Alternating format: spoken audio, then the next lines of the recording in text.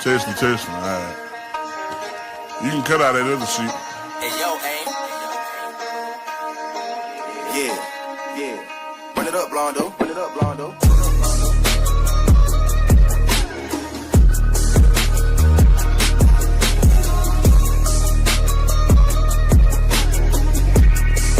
Hey, bitch, I'm from Texas, where we sit riding swangers and put diamonds in our necklace. For the drink.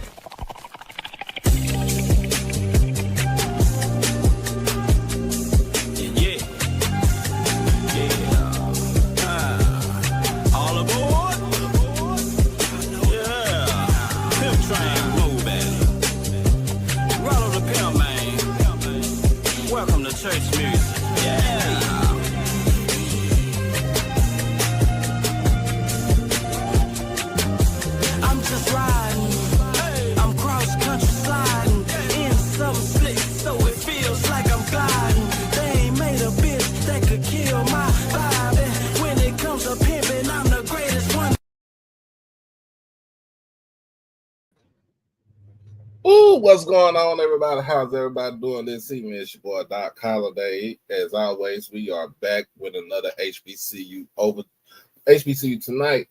As y'all know, it's powered by HBCU Overdrive. Make sure that you like this stream, comment, share, most of all, subscribe to the channel and get everything that you need. HBCU Overdrive. So it is Friday.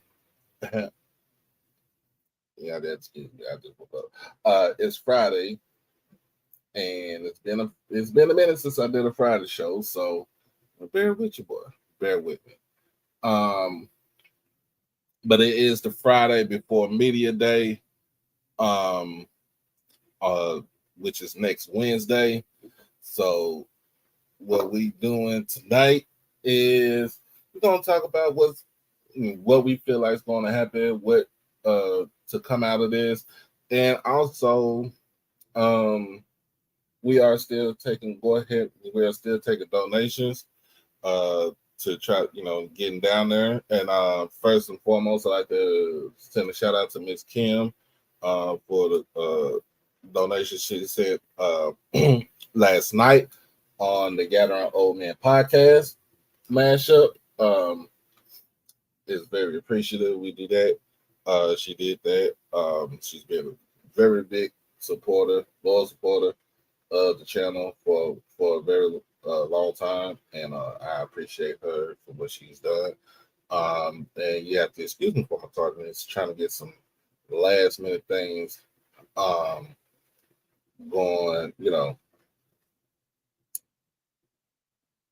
Try to get some last minute things together for tonight's show. So. And I'm looking at how they got this thing set up. Oh my goodness, they got this set up real nice over here.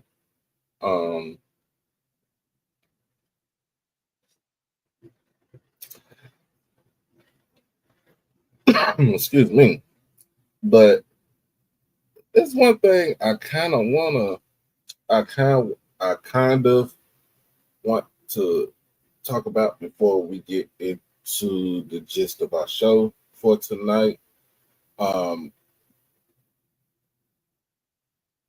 also, just let everybody know, we do simulcast between YouTube and Twitter. So if you're on the Twitter, make sure you hit that follow button and then just go to the YouTube page and hit that subscribe button. And we'll get everything HBCU Overdrive. Appreciate you. You can follow me on all social media platforms, on TikTok at Holiday1925, and Instagram, HBCU_Overdrive, of course on Twitter. And I think I'm still on Blue Sky. I haven't checked it yet, but if you're on Blue Sky, I'm on there also as HBCU Overdrive. Hey, but let's go ahead, hit the quick commercial break, and we'll be right back with our first topic of discussion. Be right back in just a minute.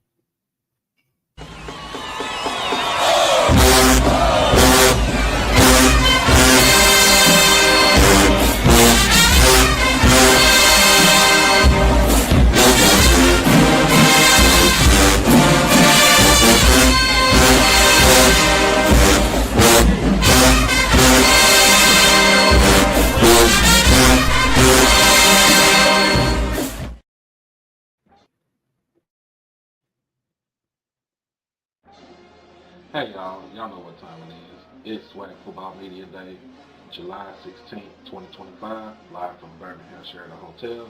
You can catch it on ESPN Plus at 10 a.m. or you can also catch me at 9 a.m.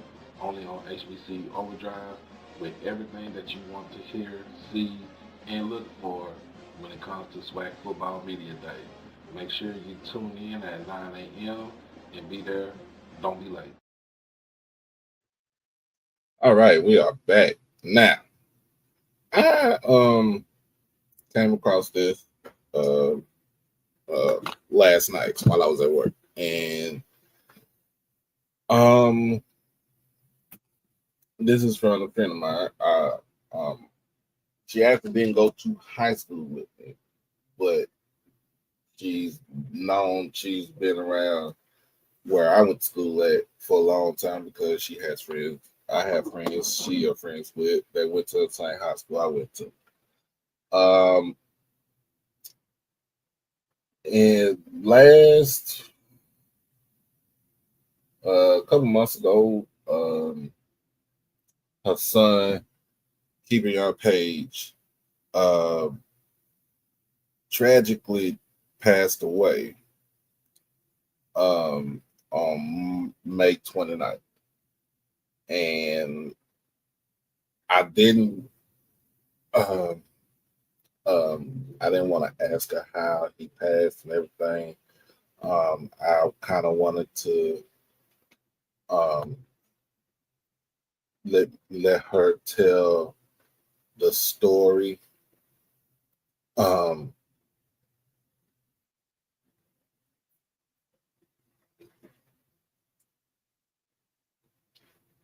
Let her tell the story to me so that way I can get a clear understanding of what's going on.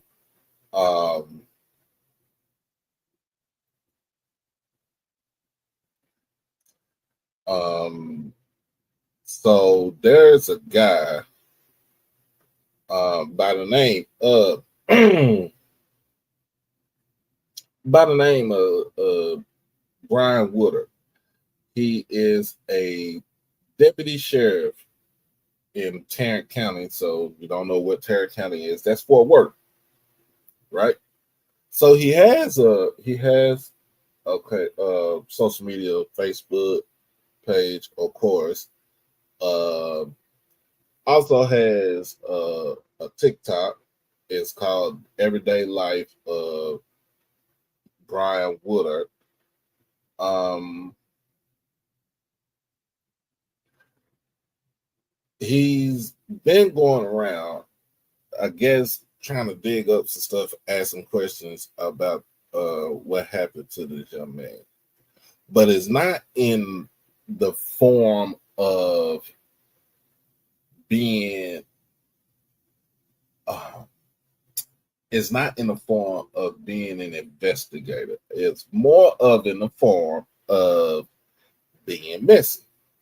And if you understand where I'm coming from, you know what I'm talking about. Um, Now he's been going around kind of making it difficult uh, with some things that he said, and y'all know the truth is, is three parts to it. It's three sides to the truth. It's his side, is the young man's side, and it's the full honest truth. Now, this young man, like I said, young man tragically passed away May 29th. He was put to rest last month in June, and this lady, Miss Spencer, she hasn't been able to grieve all the way through, because you got people like this man that is going around spreading rumors about her son who is now deceased. So I have part of the video, and I wish I would have broken it down, but it's from his TikTok, and y'all just kind of see where you go with this right here. Let's take a look.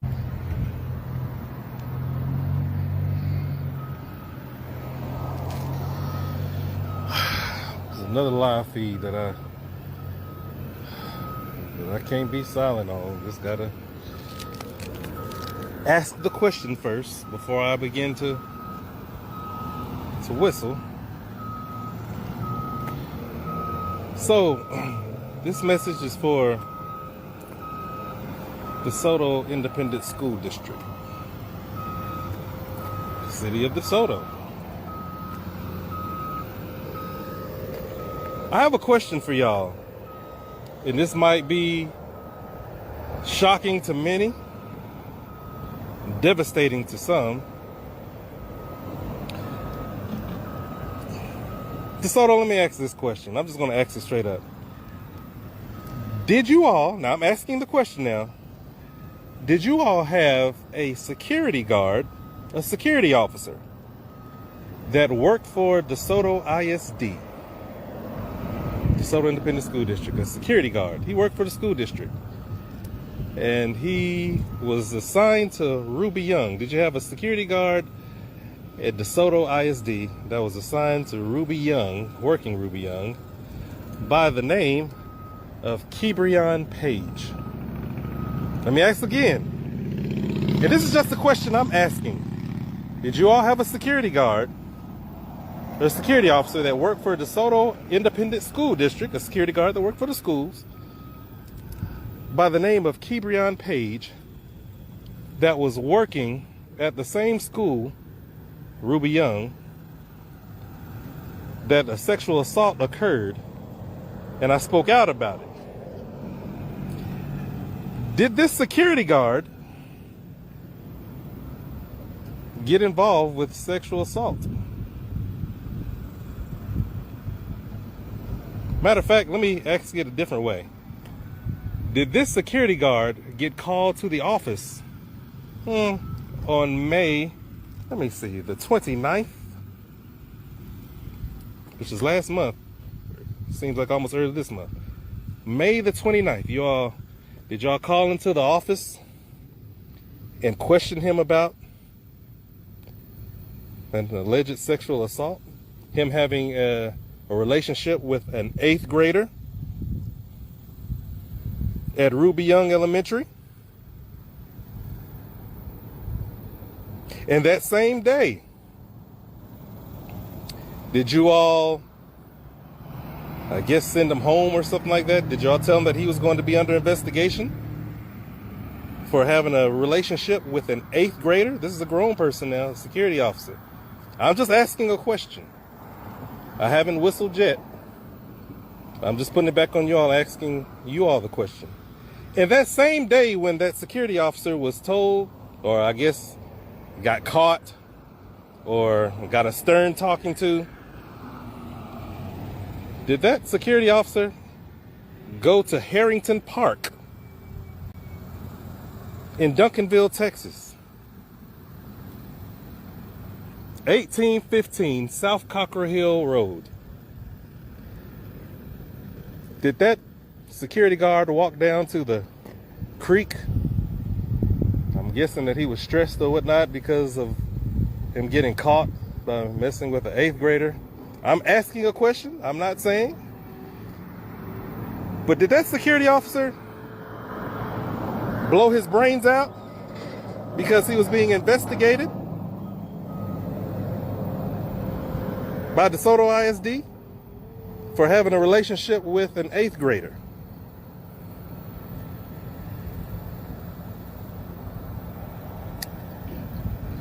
I did call around and I did my own. I know officers everywhere, guys.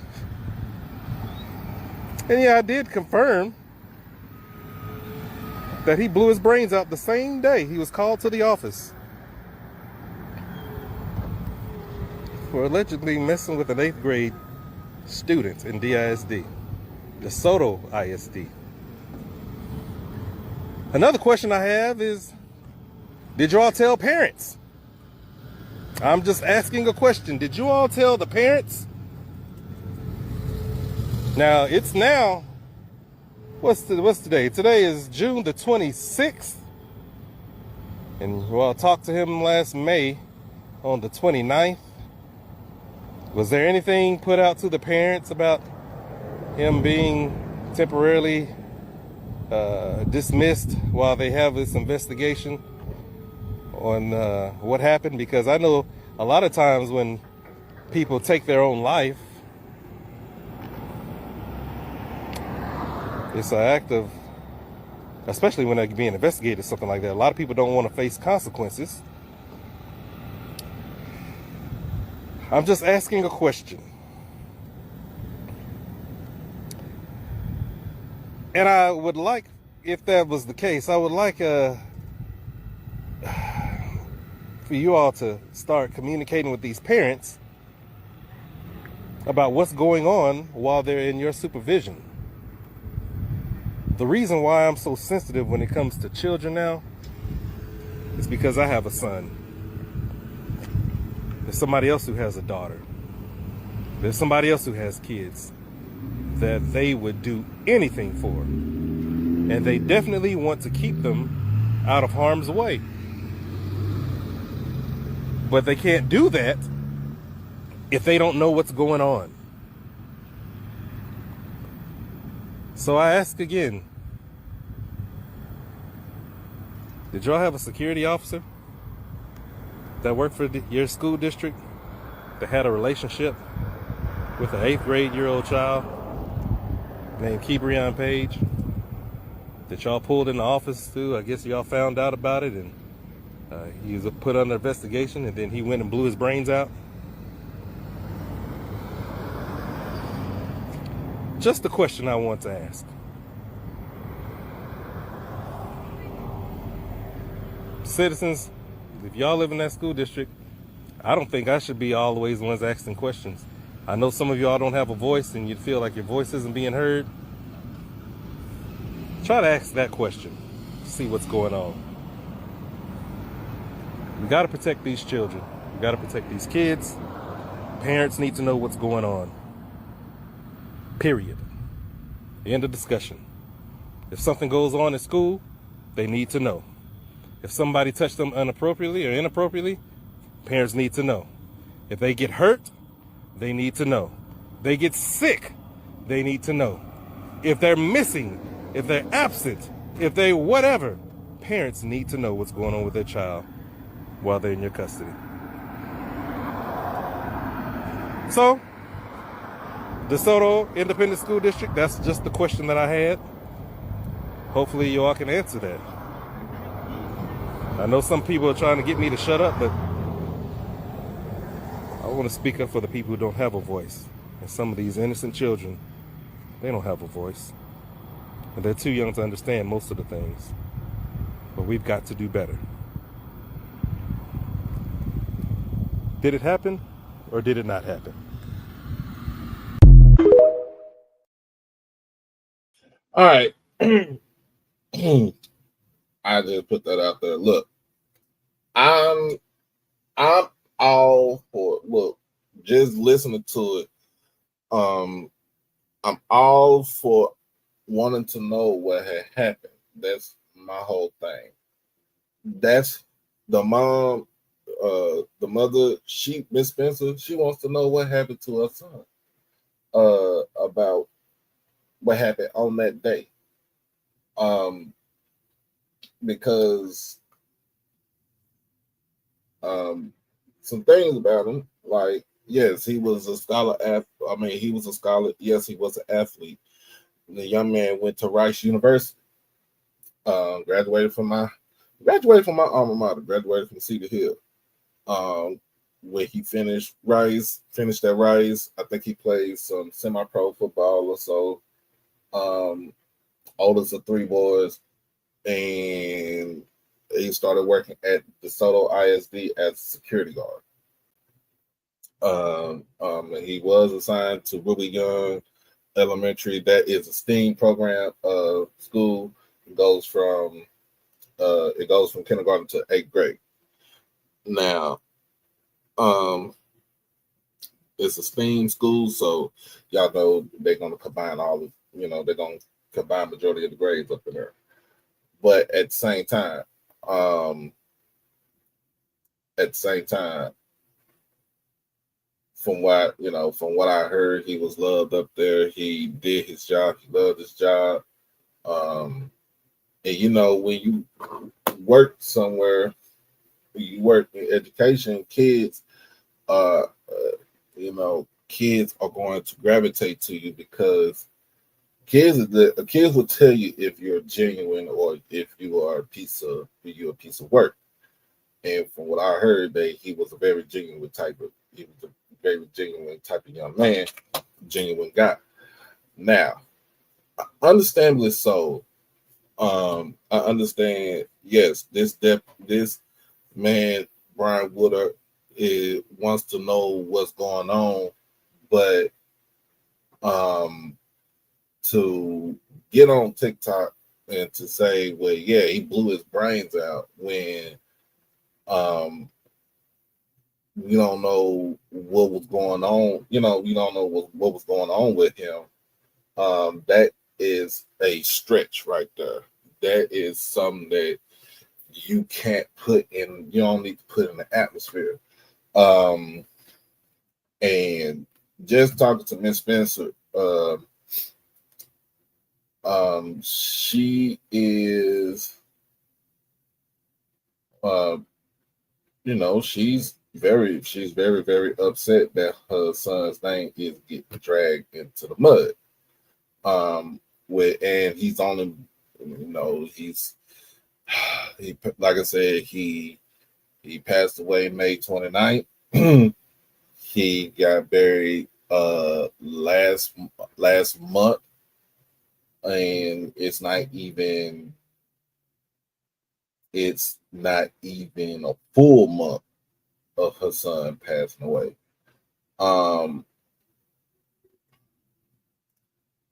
But what she told me that he did not commit suicide.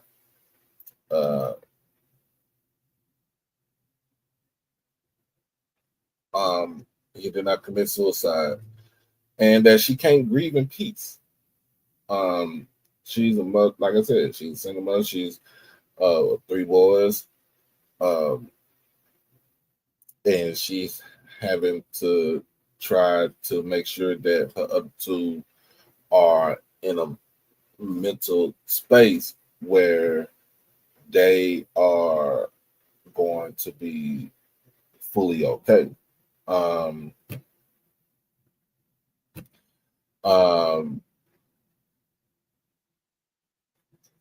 But she said they've been trying to cover this up, saying there's loopholes with everything. And basically, from what she was telling me, is that that he's kind of been, in a sense, harassing her. He's been allowed. They say he's been in law enforcement for 18 years. Part of it because his dad used to work with the Dallas County Sheriff Department. And he was a high-ranking officer in the Sheriff's Department here in Dallas.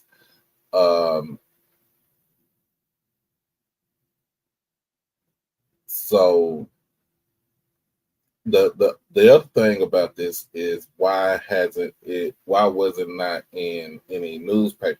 Why was this not in on the news outlets? Because basically I'm more like they're trying to cover something up, and this is not. I'm not saying the police or anything. This is the DeSoto Independent School District. So she's got in touch with his supervisor in Tarrant County as a constable. They reached back out to her this morning.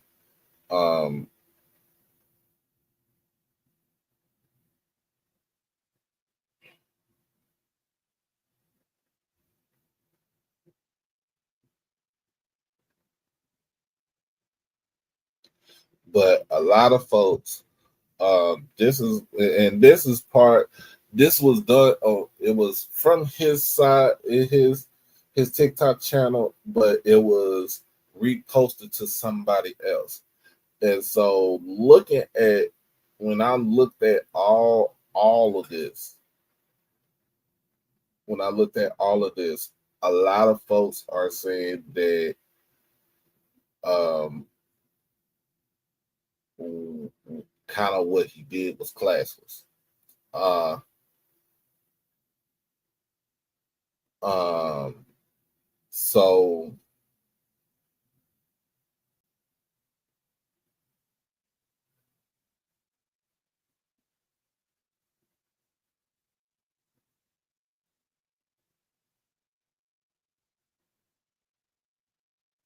and it basically what he was doing, he was dragging it out. He was taking too long to get to the point. When you watch the video, uh, just say it. Look, did y'all have somebody over here? And he didn't have to name drop him or nothing like that. Did you have a security guard over here and do this, do that? If you want to be a true investigative reporter, I mean, now, not even investigative reporter, just investigating things like this, do it the right way. Do it with class. Do it with integrity. And when I'm looking at this guy right here, he has no integrity. It seems like he wants to go ahead and be some sort of YouTube star or a TikTok phenom, whatever you want to call it. But at the end of the day, he needs to stop harassing Miss Spencer and her family, because from what she's telling me, they are in an uproar. They are at their wits' end. They are tired, and you will be tired too if somebody like that is trying to double down and triple down on trying to put his name out there. If you want to be a content creator and stuff like that, cool. But and I know some dudes, I know some guys, some people that are content creators that do carry the badge. Not saying that they don't, what you do on your off time is your time. But you have to be mindful and you gotta be cognizant of what's going on, man.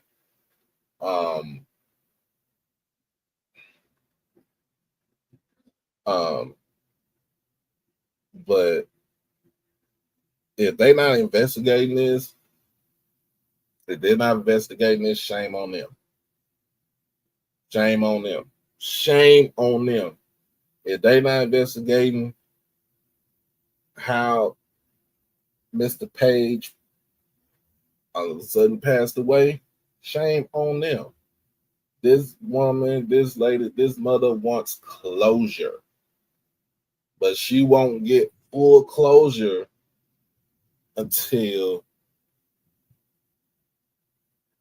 they finish with their investigation. And right now, and to Mr. Woodard, Officer Woodard, Deputy Woodard, whatever you want to be called, as deputy, because you are a sheriff. I would kind of stay off of the social media for right now until everything is cleared up, until all this stuff is cleared up. Because you don't need to, because the thing is, you don't need to be asking a question. And then two, I'll be honest with you out your jurisdiction. I mean, and it's understandable you want to be, you care about kids because you have kids and stuff like that. Hell, me and my wife, we got kids, don't we, baby? We got sibling things. But We'll ride for our kids, but anything happen to them, we want to know what we gonna want to ask them questions. We want to know. We want to get down to the bottom of it. And going to run on social media to try to ask questions is pretty much that's diabolical on something like that. Like something like that, that's pretty much diabolical. That could have been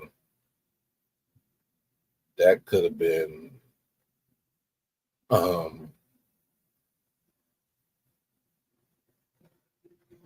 that could have been done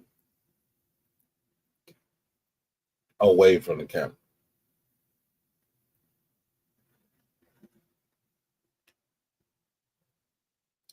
And at the same time, this young man was still, he wasn't even, he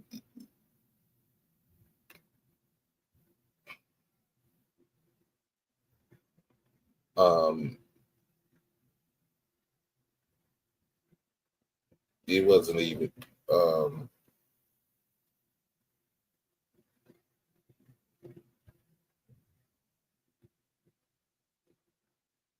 wasn't even, oh my goodness.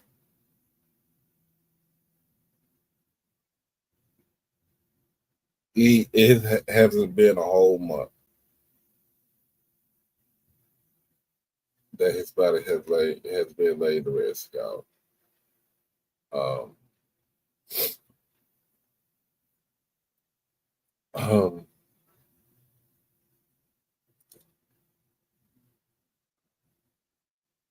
And to Mr. Woodard, you trying to seek fame in this direction, you're doing it you're doing it all wrong, bro. You're doing it all wrong. Now, you see this or whatever, whoever sent this to you, hey, do not come to my doorstep. Do not come to my doorstep. I'm just letting you know. Fair warning. Do not come to my doorstep. Tomorrow in Irving.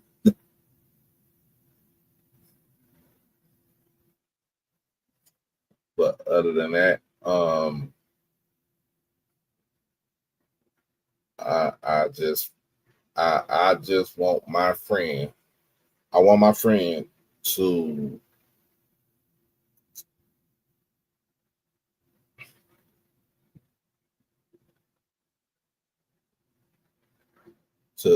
have peace, to have closure, to have a peace of mind.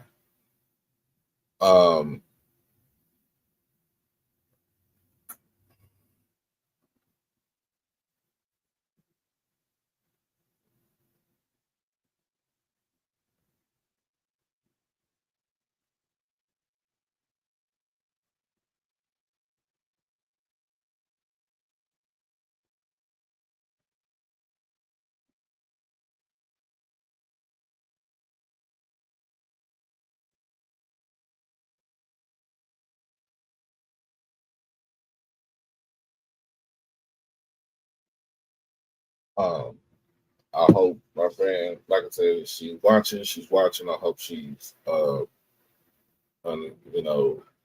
we get this out there. She's done email. She done email all the news channels here in Dallas. She done email. I don't know if she emailed the Dallas Morning News, but she's doing her due diligence to make sure her son is innocent now while with the ground.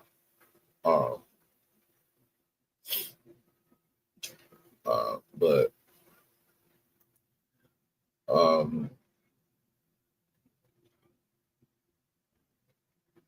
it's just crazy right there. It's just crazy. So go ahead. We're gonna go ahead and take a commercial break again, and we're gonna go ahead and get started with the media day aspect. All right, we'll be right back just a second.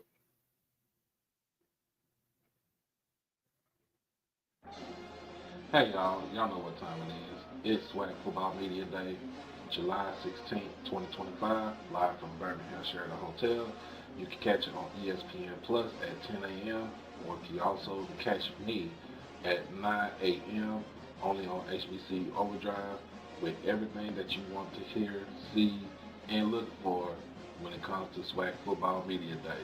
Make sure you tune in at 9 a.m. and be there. Don't be late. It's your boy Doc Holliday. Become a subscriber on HBCU Overdrive on YouTube, and you can follow me on all social media platforms at HBCU_Overdrive on Twitter and Instagram. You can catch me on TikTok at Holiday1925 and on Facebook under my real name, David E. Smith Douglas.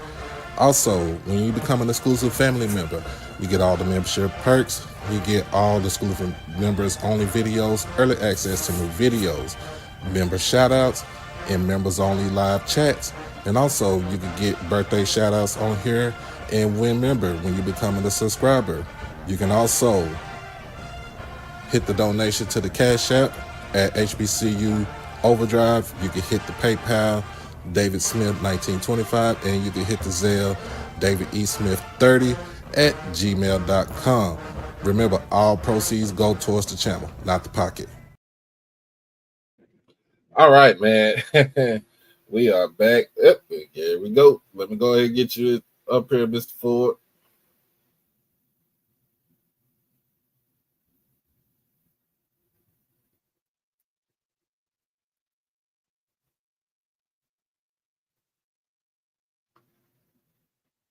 Yeah. So again, like I said, we are doing donation tally for SWAC Media Day. Just get down there and get it back. So it could be a trip. But here we go. Mr. Ford, how you doing? Hey, how you feeling? I'm feeling good. I'm feeling good. Oh yeah, I want to express my condolences from my family to the young man's family that you're talking about, and I'm so happy that we're discussing, because this is not just happening out there in Texas; it's happening all over. The majority of the crimes now that the missing and murdered is really against females, against young girls, teenage girls, and young women. Because we definitely got a problem with it here in Atlanta. You know, like you said, we got young people being killed, and it doesn't hit the media, doesn't hit the TV screen. Nothing's written about it, nothing. Oh, yeah. Mm-hmm. Oh, yeah. So, I'm still trying to wake up, y'all. Still trying to wake up. But anyway, so we got questions. If anybody got questions for me, so we can go ahead and ask these players and the commissioner on Wednesday, because y'all know I'm gonna talk to the commissioner on Wednesday afternoon. But if you have any questions for me so I could ask them, you can email to hbcuoverdrive@gmail.com, or we could just have them right here, and I could just go back through and pick up the questions from this live feed right here. But do you want me to ask any type of questions as far as to certain coaches and certain players? And of course, I know you want me to ask the commissioner. You talking about me? Yeah. Oh yeah, Doc. You know my number one thing. You've heard me before. I want a merger of the MEAC and the SWAC. I want a 20-team merger. Right now, if we merge it would be 18 teams. You know, I want a merger. The second thing I want in the SWAC right now is I want an elimination of divisions. You know, I've talked about this. I don't want no West and East. Because, see, the problem we got now is that our best teams are in the East. And I want an elimination of the divisions. What was the other thing I want? And I think of you know me, doctor. You know I got some mess. Go ahead, let me know. Yeah. Oh, I want 9 games, 9 conference games. I want 9 conference games. Yeah. 9 conference Now games. if we got 9, so we go to 12. So we have 3 games to do what we want to do, but got to play 9 SWAC teams. Yeah. You know I want that. Okay. Yeah. So well, of course, if we everybody said that ain't happening. But, yeah. But it gotta be, but I mean, you know, it gotta be something that the commissioner can if it ain't gonna make if it's gonna make money, you know, make sure that you got all your ducks in a row. Oh yeah. Yeah. The main thing we gotta have now is we got to have competent leadership. And right now I think that Dr. McClellan is the best thing we got as far as leadership. Because if we don't have competent leadership in these conferences they're gonna go the way of the dinosaur. I'm telling you now, because y'all already know what they're saying now. I know you done heard it. That boy Jim Craven them done already said the stock market gonna crash either September or October now. So we got to be smart with what we do. If we got talented people like Dr. McClellan, we need them for leadership. Because I'm telling you, these people ain't just saying this stuff. You know. Okay. 9 games. They said we done 9 games before and it didn't work out. I think we did 9 games before because of the fact that we only had 10 teams in the conference. Yeah, that's right. We had 10. Yeah, you're right. We had 10 teams ago. Well, I think 9 games. That's more money. That's more competition. And like I said, you eliminate them divisions. See, what happens is, and you know me and you done talked about this before. Mm-hmm. The first 2 years Dion was in that championship game, in the SWAC championship game, he should have been playing Florida A&M. That was the second best team. Right. And I'm saying I want the best 2 teams in the SWAC, whether they're in the same division or whatever. I want them in the championship game. Okay? Because lately, to be honest with you, them championship games been terrible. Okay? You know what Dion did to Southern. Okay? You know what he did to Prairie View. You know what Fam did to Prairie View. Okay? Then last year, you know what I'm sorry, not Dion. I'm sorry, y'all. What Jackson did to that was Southern. Yeah. So that's what I'm saying. I don't want to go another day with them division. Get rid of them division.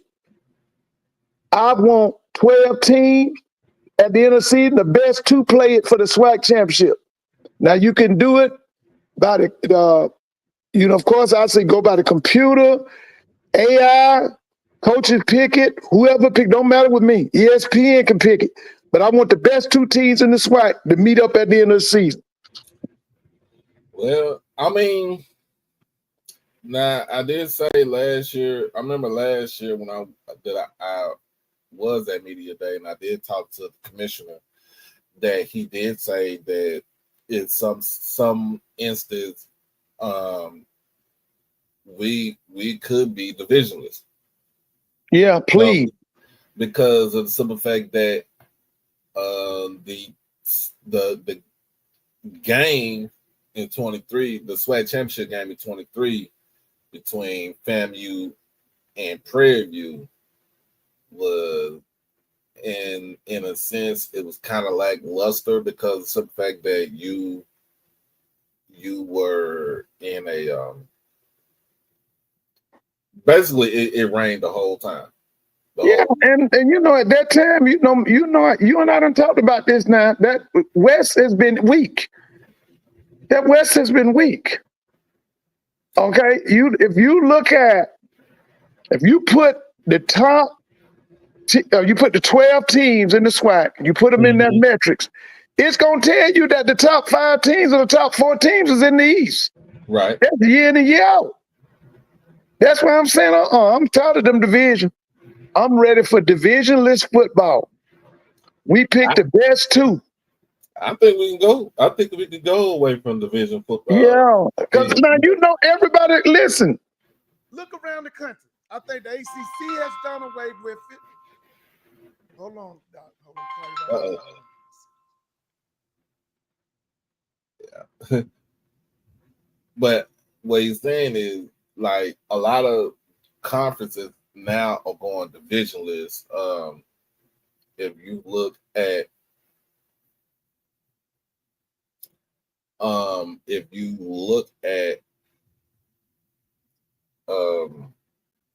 the Big Ten, going divisionless, like it's straight up across the board. Doc, can you hear me? Yeah, gotcha. Okay. I'm just one. Yeah, it's something that I think we need to look at. I really do, because I'm gonna be honest with you. I told Miss Timona last night. She asked me what was the one word that described this upcoming season. I told her the word is revenge. Because when I'm talking to these folks in Atlanta, everybody got a, like she calls it, a get back game. You know, everybody got a get back against Jackson. Everybody want Jackson. You got certain people want Fam, because you know, really in the last few years since Fam been in that conference, you know, Alabama State has never beat them. Southern has never beat them, and since they've been in the conference, you know. So you got a lot of people want to get back at them. Okay. Right. I'm waiting. Me and you done talked about this now. I think one of the biggest games of the year is going to be that Southern homecoming when they invite Prairie View into Baton Rouge. That's going to be big. Yeah, that is a big game. That's a get back game too. Hold on, man. You know, as soon as I get to talking, folks get to calling. Okay, hold on 1 minute. Hold on.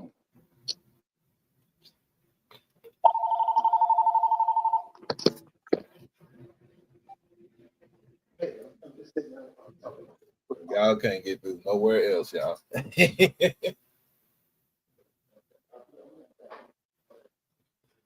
as my wife would say, hey, check out on the ticker sticker. Can you hear me, Doc? Yes, sir. Okay, I'm sorry about that, man. Yeah.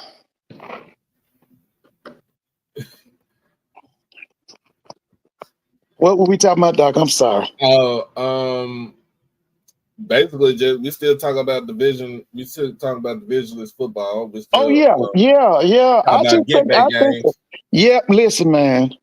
Everybody got somebody they want. Like I say, everybody want Jackson State. Everybody want to get back at Jackson State.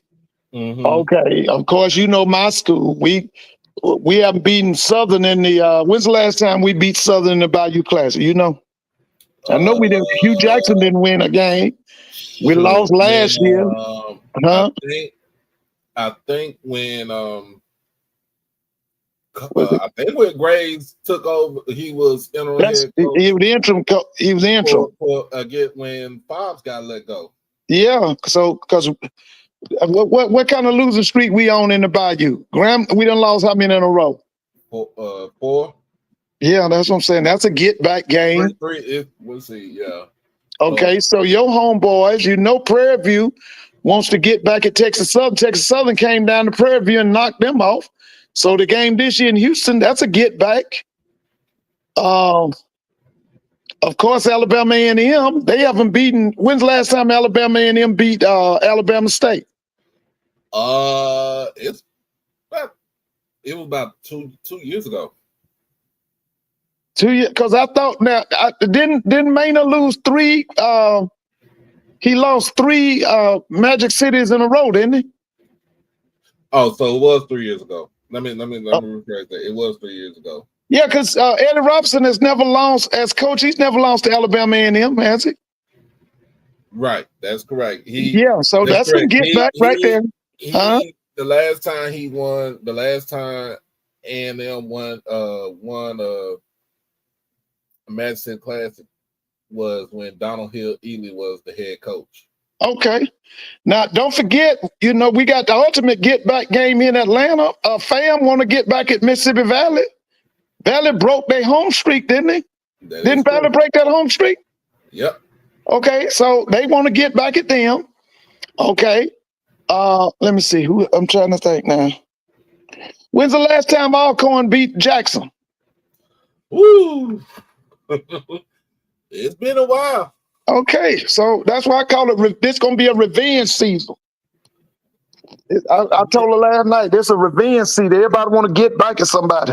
It's been a while. The last time A&M beat Jackson State was in the spring season, in 21. Yeah.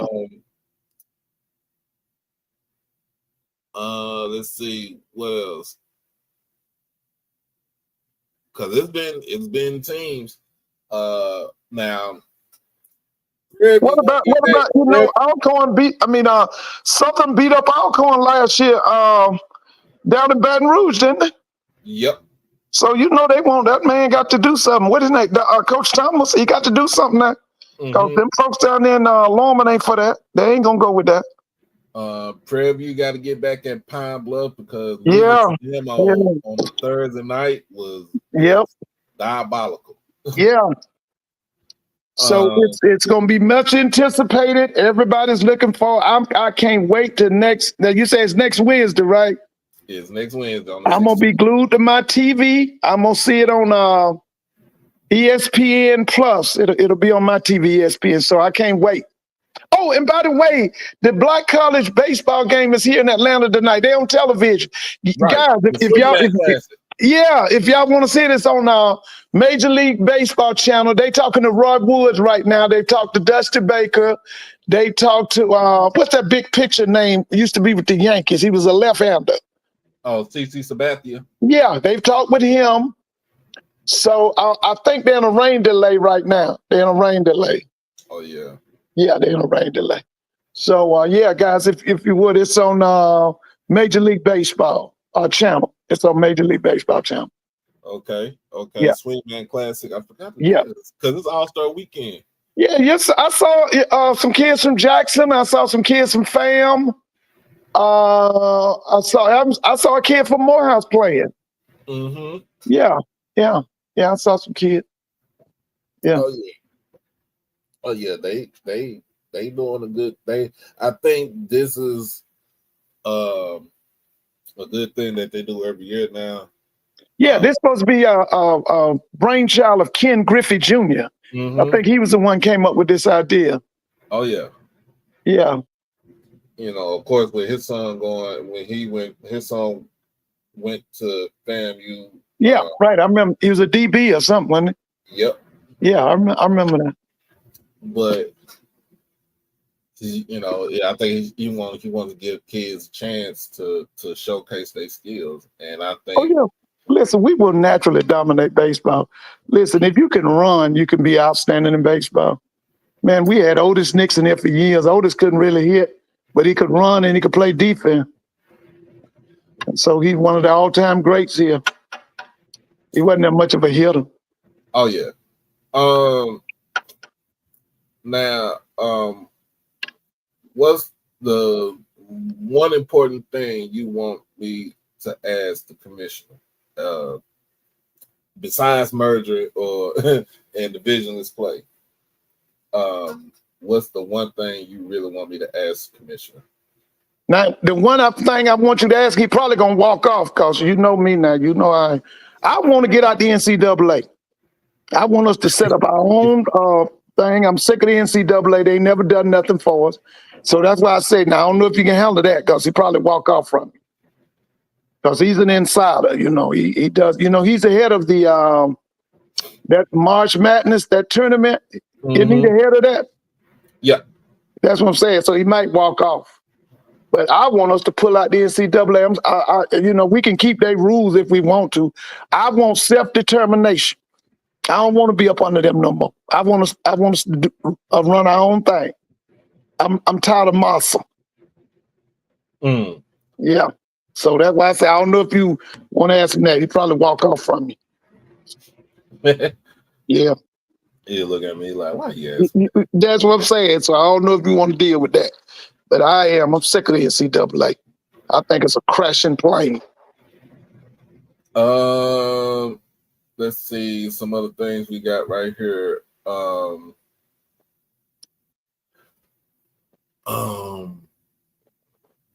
Now we so of course I'm a Cowboys fan, and we just found out Who took Zimmer's place? as far as the DC, Yeah. Eberflus. Oh, that's right. That's the guy from the Bears. Yeah, he's a good. What's the name was on he's that? a good DC. Yeah, I've seen him. Yeah. What's the name is on there? He's trying to get the AD at Colorado to hire Zimmer. Dion. Dion wants Zimmer, and there's somebody else he was trying to get. But I know Zimmer, one of them. He want to get Zimmer up at Boulder. Oh yeah. Yeah. I saw that the other day. He was pleading to the that guy's name is George or Mick George or something. Rick George. The What's AD? AD's name at Colorado? Rick George. Rick George. Yeah, he was trying to make a public plea for Rick to hire Zimmer, but it was somebody else he wants to. I can't remember who the second person was. Mm-hmm. But I knew the media day for the Big 12 was here. And, yeah, I watched some of it. Yeah, I watched as much of Dion as I could take. I watched some of him. I saw, I like that big guy up there at BYU. What's his name? You know what I'm talking about? The big, he's like a Samoan or something. The top, is it the top? Yeah, something like that. I kind of like him. Okay. Well, I see the HBCU world was shocked with the passing of Pettis Norman. Oh yeah, Pettis Norman. Yeah, he Johnson C. Smith. Yeah. Mm-hmm. Yeah. See, when I was a little boy, Pettis was playing for the Dallas Cowboys. I remember him, Pettis Norman. Yeah, he passed away this past week. Yeah, that's right. That's right. Yeah, I remember Pettis. So yeah, for the Cowboys and the San Diego Chargers. Yeah. Oh yeah.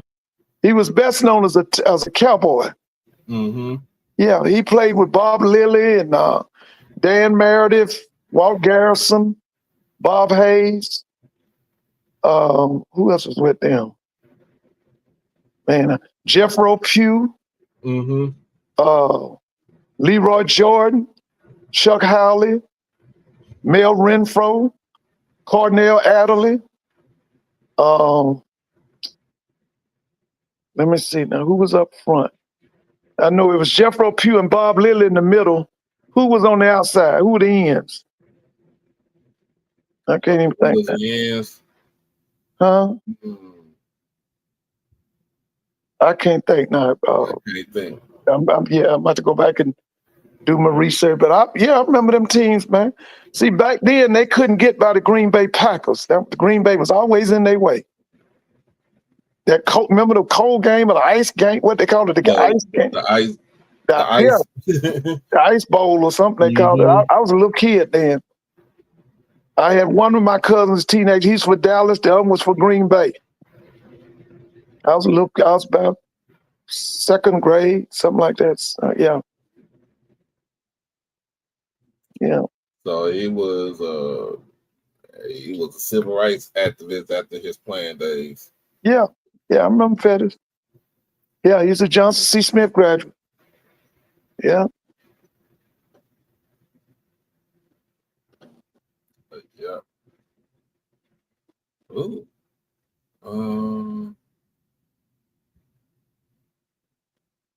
Rayfield Wright was with them. That's what. Okay. Yeah, Rayfield. Rayfield Wright. Yeah, Rayfield came from Fort Valley State as a tight end, and Coach Landry and them converted him to a offensive tackle, and he became one of the best tackles because he was big and fast. He wasn't your slow-footed offensive lineman because he was a tight end. He could catch the football, but they made him an all-pro by making him an offensive tackle. He was from Griffin, Georgia. Fairmont High School. All right. Oh, we got What's going on, Chuck? Hello, how's everyone doing? How's it going to the listening viewing audience? I don't want to hijack your show, Mr. Ford. You say you were trying to think of the name of BYU's head football coach, Yeah, Salani Kitaki. yeah, I like him, man. Salani Kitaki. I like Yeah, him. You know, he got that brother look in him. yeah. He's Personal he's color, baby. So yeah, he's I one of kind the of like Pacific him. Islanders. Yes. Yes, and nice. He's Samoan. What is he? I forgot what it is. He's a Pacific Polynesian. Islander. He played under Yeah, Lavelle Edwards. He played under Lavelle Edwards at yeah, I BYU. remember. Yeah, I remember. Yeah. He was at Oregon State or somewhere, wasn't he? Yeah, he coached at some of those places in that western part of the Yeah, yeah. Northwest. Yeah. He just got a big blow handed to him. You know, the quarterback got all kind of controversy. He's transferred. They were looking to be in the playoffs this year. Their starting quarterback didn't transfer. Well, actually, I think they done put him out. You think he might? They do have that honor code at BYU. Yeah, that's right. He got some problems. So Yeah. the kid can play. I got into them because I thought they put a whooping on Colorado in that Alamo. They were down in San Antonio, that Alamo Bowl. I watched that game, and I was wondering about that. I watched it with my family. Yeah, and my family I watched heard. it as well. Yeah, I wonder about these. folks. Yeah, I wonder about that with him being expelled from BYU. I wouldn't be, things the way this portal is going. You never know. He might end up at one of these HBCU. You never know. That kid can play. He's a dual threat. He can run and throw it. Yeah, I'm just thinking about that. Yeah, he's gonna end up somewhere. Because it's another portal just opened up July 5th. It's not gonna close to August 12th. So a lot of people stocking up on these guys. I saw what Fam just brought in another tight end from Tulane. Yeah, because Willie Fritz is gone, and they have another coach there. Fritz is at Houston, and just things are not working out the way it was, and a lot of those guys went to the portal to go to Houston. And that's something I heard you talking about Pettis Norman's passing. My father played in the band at Grambling during the time in 1965. They played in the Cotton Bowl. Yeah, they played that that's when the Cowboys played the Cotton Bowl. Doc, you might want to hear this. My father talk about that. Pettis Norman and Sam Huff got into it during the ball game. They were lining up for halftime. They were looking at it. He was close up. They say right down the field, close to the action. Said Sam Huff was mean. He said and he was a racist. Sam was a racist. Yeah, Huff was trying to take Dad said Huff was trying. Yeah, he's trying to take Pettis Norman's helmet off to hit him. Dad was talking about that. That was 65. Listen, he called Jim Brown more NIGGNERs than ever. He was always calling in there. I think Sam the Giants or the Redskins. Yeah, he was with the Washington, but was in the Washington Redskins. They played the Cowboys at the Cotton Bowl, and Pettis Norman got into it. He was a racist. Yeah, he's trying to take his helmet off to hit Pettis. Dad told us they were lining up for the halftime show at the Cotton Bowl. That was 1965. My father always talked about that. Yeah, I mean, Bob Hayes was on the team, and Don Perkins and all those guys. And the guy that was our coach, he's on the team. Dan Reeves. Dan Reeves. Yeah, Dan Reeves was on that team. Yeah, Dad saw all those guys because he was lined up with the band because, like I said, Huff was playing with Washington. Yeah. Out of University, out of West Virginia. He went to West Virginia University. Well, that tells you everything you need to know. Yeah. So let's see some other things. I didn't mean to hijack your show. No, you good. Some other things I've seen in the news. The kid from Bethune-Cookman, the quarterback, Luke Sprague, he is heading out west. He committed to Sacramento State. Ooh, that's a brother too. That's Marion. Mm-hmm. Because they trying to get into Pac-12, but they were rejected, I think, this year. They trying to go Pac-12. Yeah, they trying to get to the Pac-12. Sacramento State. Yeah, Sacramento, because they got money. They putting money toward their football program. Yeah, Texas State is going to the Pac-12. I had to get accustomed. Man. That's what's the guy's name? G.J. Kinney. Yeah, man. Yeah. That guy's a football mind. Yeah, from the incarnate word. Yeah. So some other things. Yeah. So Luke Sprague is going to Sacramento State. More likely try to compete for the starting job there.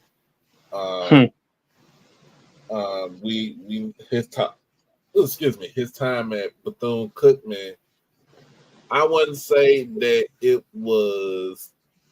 I wouldn't say that it was unsuccessful, but at the same time, I would say that Need the right coach. It was the right coach, and injuries kind of got to him also. So yeah, he had a good half against Jackson State last year. That first half, he looked really good. I watched some of that game. Yeah, he touched us in the first half of that game. Man. Yeah, he did. He looked good. Jackson State's depth overwhelmed Bethune-Cookman. And like you said, there was a lack of coaching on Bethune's part. They don't have they got to go get a head coach. Yeah, I don't know that guy. He better get it together this season. Yeah, if he doesn't, he's out. Yeah.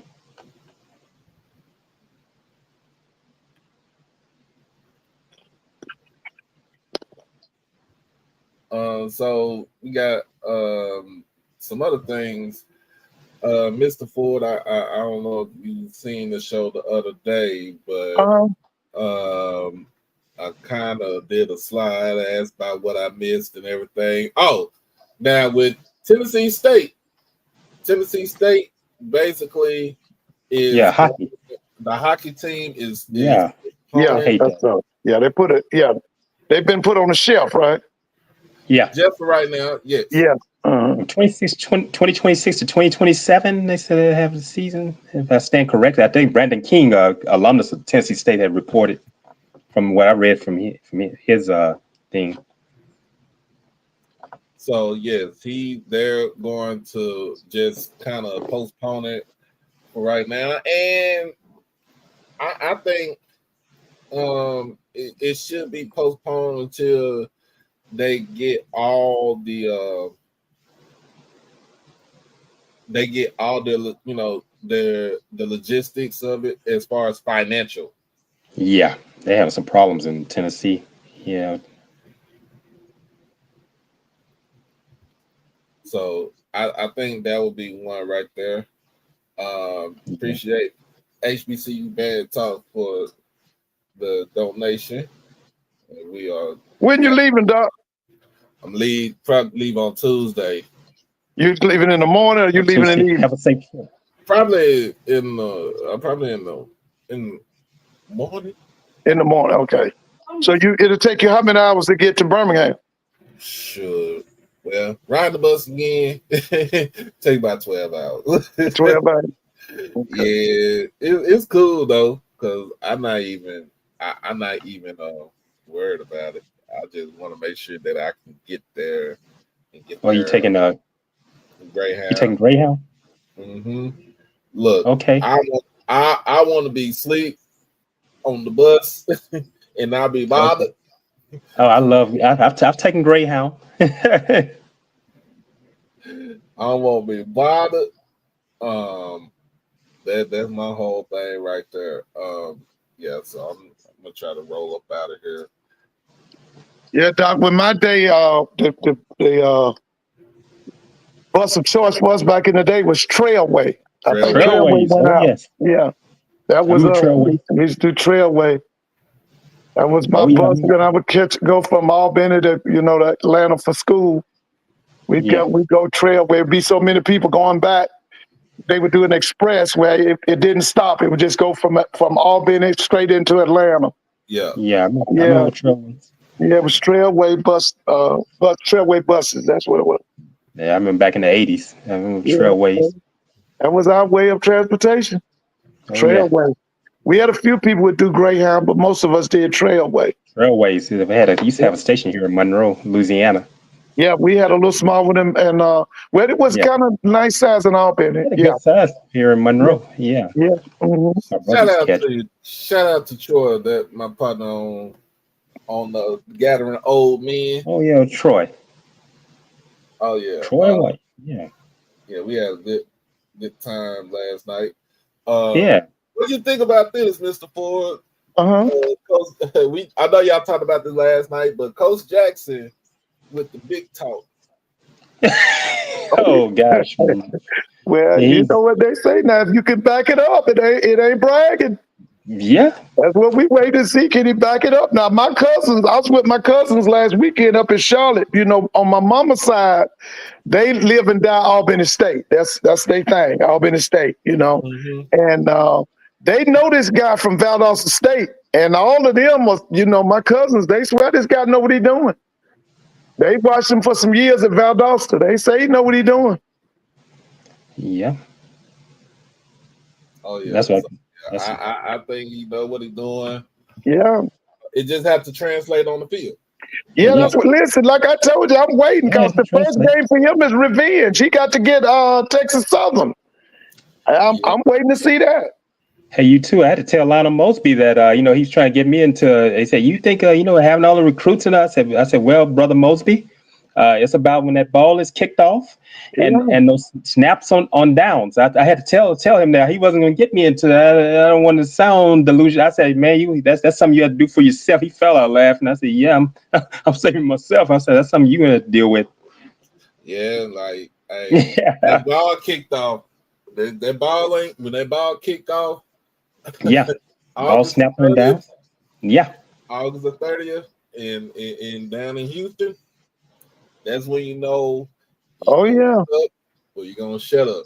It's on, baby. Like you said, when that 0 week, it's on because that's week. The 0 week we got Southern and North Carolina Central here in Atlanta at Georgia State. I'm trying to be there. Hopefully I'll be there, Lord willing. I'll be there. Because I'm going to tell you something right now.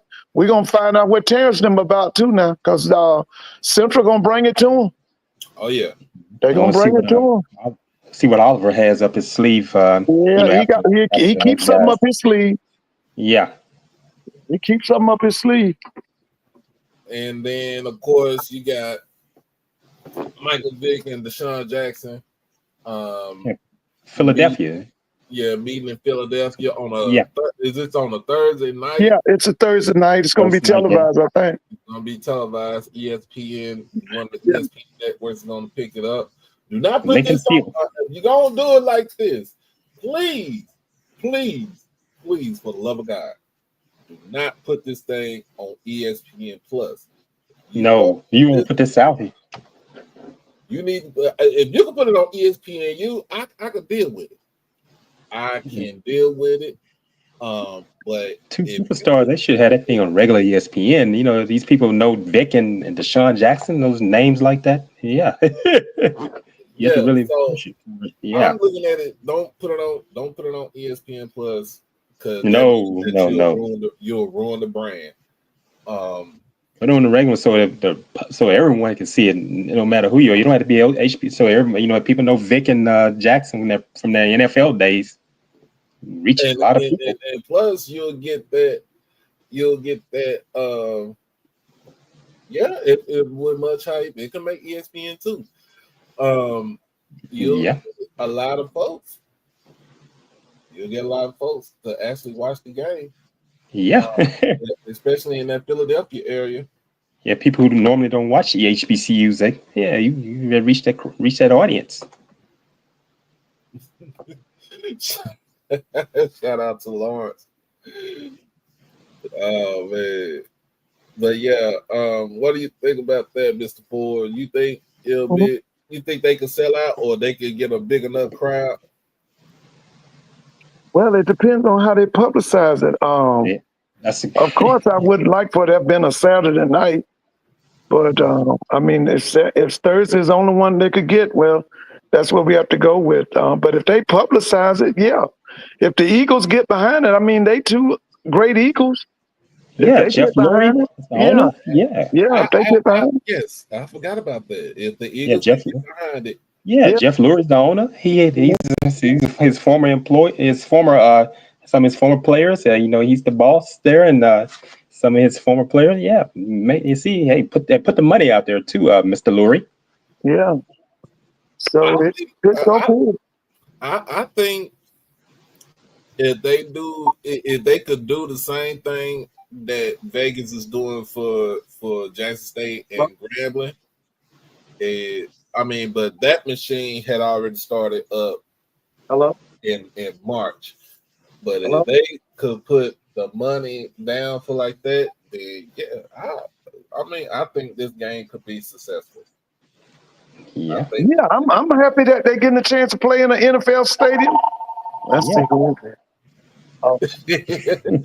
Mr. Ford. I wonder if they would draw. Dover's not far from Philadelphia. I wonder if they would get a lot of those people from Delaware, from Delaware. Delaware's now a big state, but I wonder if they would get a draw to Philadelphia. I think they could get the draw to Philadelphia from Delaware because it's only like what I heard. It's only like 45 minutes. Yeah. So I think they could get Delaware, Dover, Wilmington. Wilmington. What's the other one? I know some other places in Delaware they could get too, but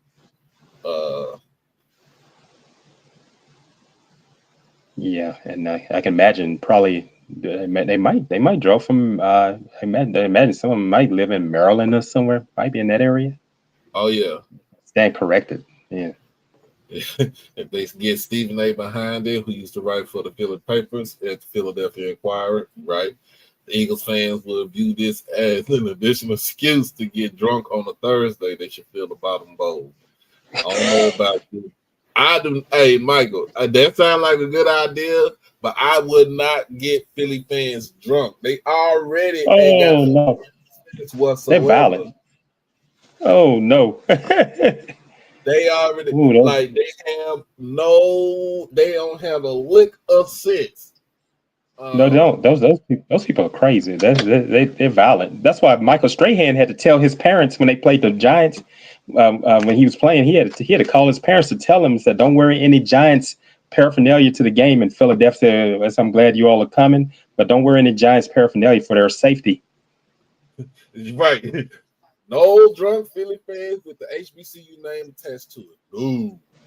No, we don't. We don't need those problems whatsoever. No. Yeah, man. That made me want to get the video from a little video snippet from Get Out when the lady was like, no, we don't need them. Those supposed to be the ones that be throwing damn batteries and with snowballs and batteries on the inside on that Santa Claus and shit. Throwing snowballs at Santa Claus. That happened back in the late '60s. I think that when we threw it, they threw snowballs at Santa Claus. Santa Claus not welcoming in those stadiums. They like F Santa Claus. Yeah, that was back when they were playing on at the stadium where University of Pennsylvania plays. That's where the Eagles used to play. That's where that happened. Where that occurred. Yeah. I saw that video. They showed the film of that. Throwing at Santa Claus, throwing snowballs. I said, gosh. Throwing snowball. You know your fan base is terrible when you got a jail. When you got a jail in your stadium. Oh man. A jail in the stadium. Oh gosh. In the stadium. Act up. Don't they still have it at the Lincoln Financial Field, right? Lincoln. I don't know. Did they have it at Veterans Stadium? That was the old Veterans. They had it at Veterans. I remember Veterans. But I'm just saying. Okay. That's rough. That's tough, man. That's like you an animal. Oh, do you think MEAC SWAC would have a classic game in Baltimore or another northern city? I would think. Depending on the brand. Put in the Raven Stadium.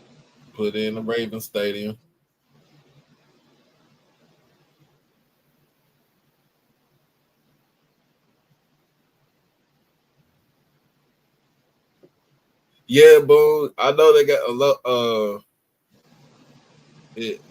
older facilities, but shoot, I'm just saying. When I first found out that there was a jail cell. Yeah, I've been hearing about that. It's out of the stadium in Philadelphia. Just Philadelphia. I don't care about anybody else. It's Philadelphia, man. Yeah. The so-called the city of brotherly love. They say city of brotherly love, but I don't see any love there. Gosh. said notice. I said additional. Hey, they could come. Hey, just be sober. Yeah. Y'all know how, man. Look, y'all know how Eagle fans are. You be Oh wanting, man, they wow. you be They wanting to punch them in the throat. Oh yeah, they celebrated Michael Irvin what ended his career. That injury, yeah, they were celebrating it. These people are Right. crazy. Yeah. That's his neck. Yeah, yeah, they're horrible, and they pass it down generations with that foolishness. See, I'm like this. Cowboys fans They and say the Cowboys fans delusional. They just say that kind of stuff out of, but the Eagles man, are lose. Yeah, the Eagle fans are violent. Cowboy they fans, violent. we are all Cowboys, Washington fans, and Giant fans. We are all chill. Like when we play each other, like we Yeah. don't want to fight nobody or nothing like that. Washington, Dallas couldn't stand each other. That's why we're talking about Pettis Norman and Sam Huff. Oh That's yeah, still back then they couldn't stand they each still other, rough but at the rivalry. same Yeah, time, we got it's some Washington, Washington Dallas. fans Yeah, that was way back in the day. They like yeah. shoot, we didn't like y'all, but we respected y'all. Yeah, because even to this day, those Washington Commander fans, they say things about Dallas. Some guy, he says things about Dallas, and man, he's a diehard. He goes back to the when they were called the Redskins, and he's a Commanders fan. And he told badly about Dallas, and I listened to him. I can't. I said, man, we can't get into it about that one. I said, I grew up. I like the Cowboys from growing up. Tony Dorsett. Oh yeah, inviting Philly fans to get drunk is like inviting Santa Claus to Christmas. Oh man. But I think it'll be. I think this game right here will be a success. Um, Especially if both of them coming in at least with a least decent record. Yeah. I just don't like my whole thing is you playing 7 games, 7 out of conference games before you even hit your conference, your conference schedule. That's crazy right there. That is crazy work. I don't know if Mr. Ford coming back on. I'm trying to see if he come back on. I sent the link back out to him. And I wonder, Delaware. Hey, speaking of looking at him, Deshaun Jackson with Delaware State. And you know what? It's a shame that they haven't under their legendary coach, Bill Colick. Man, he's on the board of trustees at Delaware State. This man, he gave them 5 MEAC championships. I remember him back in the 80s and 90s, and he's not in. He's in the MEAC Hall of Fame, but he's not in the college football nor the Black College Football Hall of Fame. They don't even talk about him as much. And the guy who spearheaded it, that put the wheels in motion of them becoming competitive was a white guy named Joe Przicki. Man, his story is just like Jay Hobson. They did not want him when Nelson Townsend hired him. When Townsend hired him back during that time in the early '80s, man, he was athletic director. He caught a lot of flack for hiring Joe Przicki. Przicki was there for I think after the '84 season, and he went on to I think James Madison. Yeah, but he got the wheels in motion. He coached John Taylor, and then Bill Colick was his assistant. That both those guys went to University of Delaware, played under Tubby Raymond, and when Przicki left, Colick coached John Taylor. Okay. Yes. All right. But yeah, man, we got some other things going. So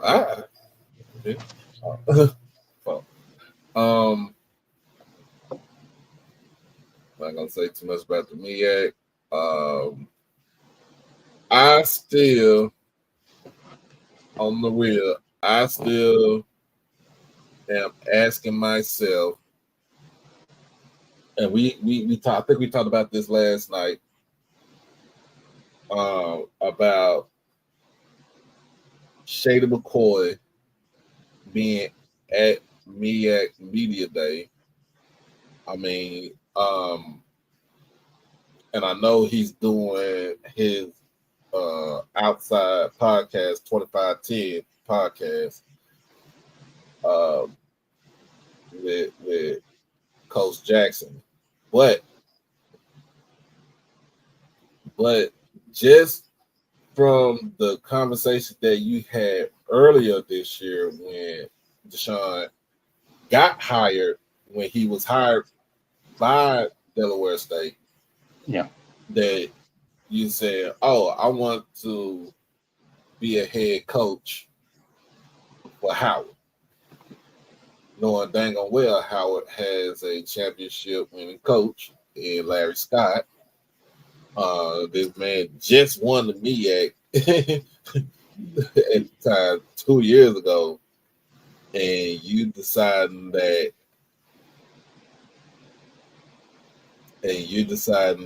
you would rather see yourself be the head football coach instead of Larry Scott.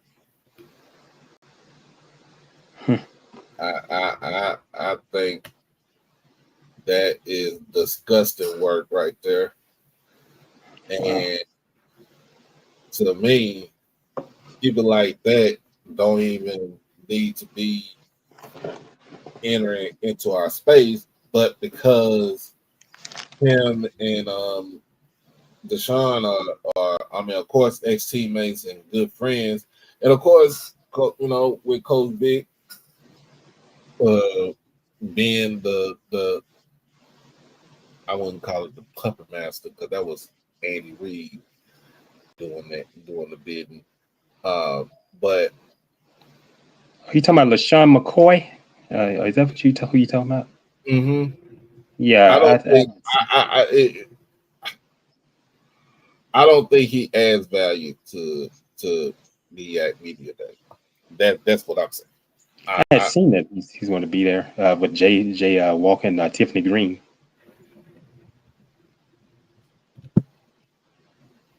Woo, Lawrence. This is last year. He don't make the postseason appearance, or he don't win 7 games.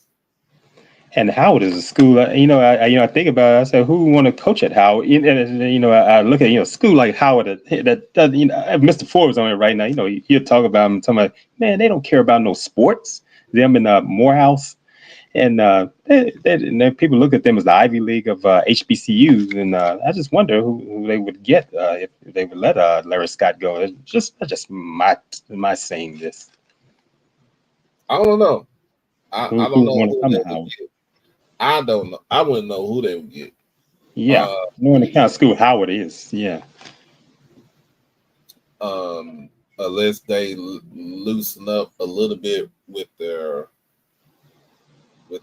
academic part. Yeah, all right. High standards. All right. We're going to get Jay Walker. I had to put that joke in. So what do you think about Shady McCoy being at MEAC Media Day, Mr. Ford? They want attention, man. They think that the celebrity like that's gonna get them attention. They want attention. They feel like he will draw more eyeballs. Yeah, because there's not many teams in that conference. They say, hey, look, we want to get some, like you just said, Mr. Ford, they want the attention. They're having Deshaun McCoy there. You have Michael Vick and Deshaun Jackson coaching in the conference now. Yeah, they got 6 teams, 6 football playing schools. 6, yeah. All right. So let's ask these questions right here. This still SWAC Media Day. I want to say, yeah. Well, before we get into this,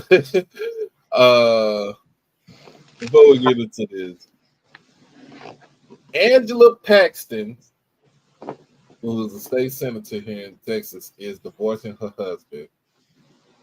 Saw that today. Yeah. The state attorney general, Kit Paxton, on biblical grounds. I'm trying to understand that. I looked at that on my phone. I got off from work this evening. I'm trying to do that. I'm trying to figure that out. Who's that talking about Howard? What Howard used to be? Who's that person that came up talking about what Howard used to have? They didn't bring transfers in. They allowed transfers into the program. That's what happened in desperation mode. He trying to save his job. That's what happened. You know, I know they had those high academic standards, but yeah, because Scott is a graduate of University of South Florida. We know what USF has had in the past. That's kind of situation he comes from. Oh yeah. Yeah, he's tough. Yeah. But so Mr. Ford, since I got you on here, Yeah. you see who this is in front of us right here? Mickey. Yeah. Yeah, Mickey. Yeah. How many games you think Mickey gonna win this year? Ooh. Yeah, I like him, Mickey. Okay, call the schedule out. Call the schedule. Let's see. All right. First game of the season is against Langston. Win. August the 30th. That's a win. Shreveport. That's a win. In Shreveport. Yeah. All right. Second game of the season is Ohio State. Money game. We ain't got to discuss it. Hey, but you come back to Grambling, $1.2 million better in the pocket. Third game of the season on the at home, Kentucky State. Win. That's the alma mater of R&B group Midnight Star. That's where they met. State. Fourth game of the season, you hosting East Texas A&M. Now y'all did beat them last year, and you did intercept the quarterback 5 times. Okay, so we'll say that's a win. Okay. Now the big test. The big test is what my wife called the ops. Prairie View at the Cotton Bowl. Lost. I think I might get that game. I think we'll see. We will see. Like I told Lionel, we'll see. I'm not optimistic. Yeah, I told Lionel, so just wait till it's kicked off. So that's 3-2 right there for you. Okay. Hosting Texas Southern the following week. That's in Grambling or that's in Houston? That's in Grambling. We don't know what Chris Dishman has up his sleeve. I'll just leave it there. I don't know. I'm gonna go with Chris Dishman. Yeah, you just don't know what he has up his sleeve there, and know what happened last year to Grambling playing them. And I'm gonna go with Chris Dishman. Go with Chris Dishman. What was the score on that game last year? I forgot. I watched some of that game. I forgot the score. They just looked bad in that game and down in Houston. Grambling did. Yeah.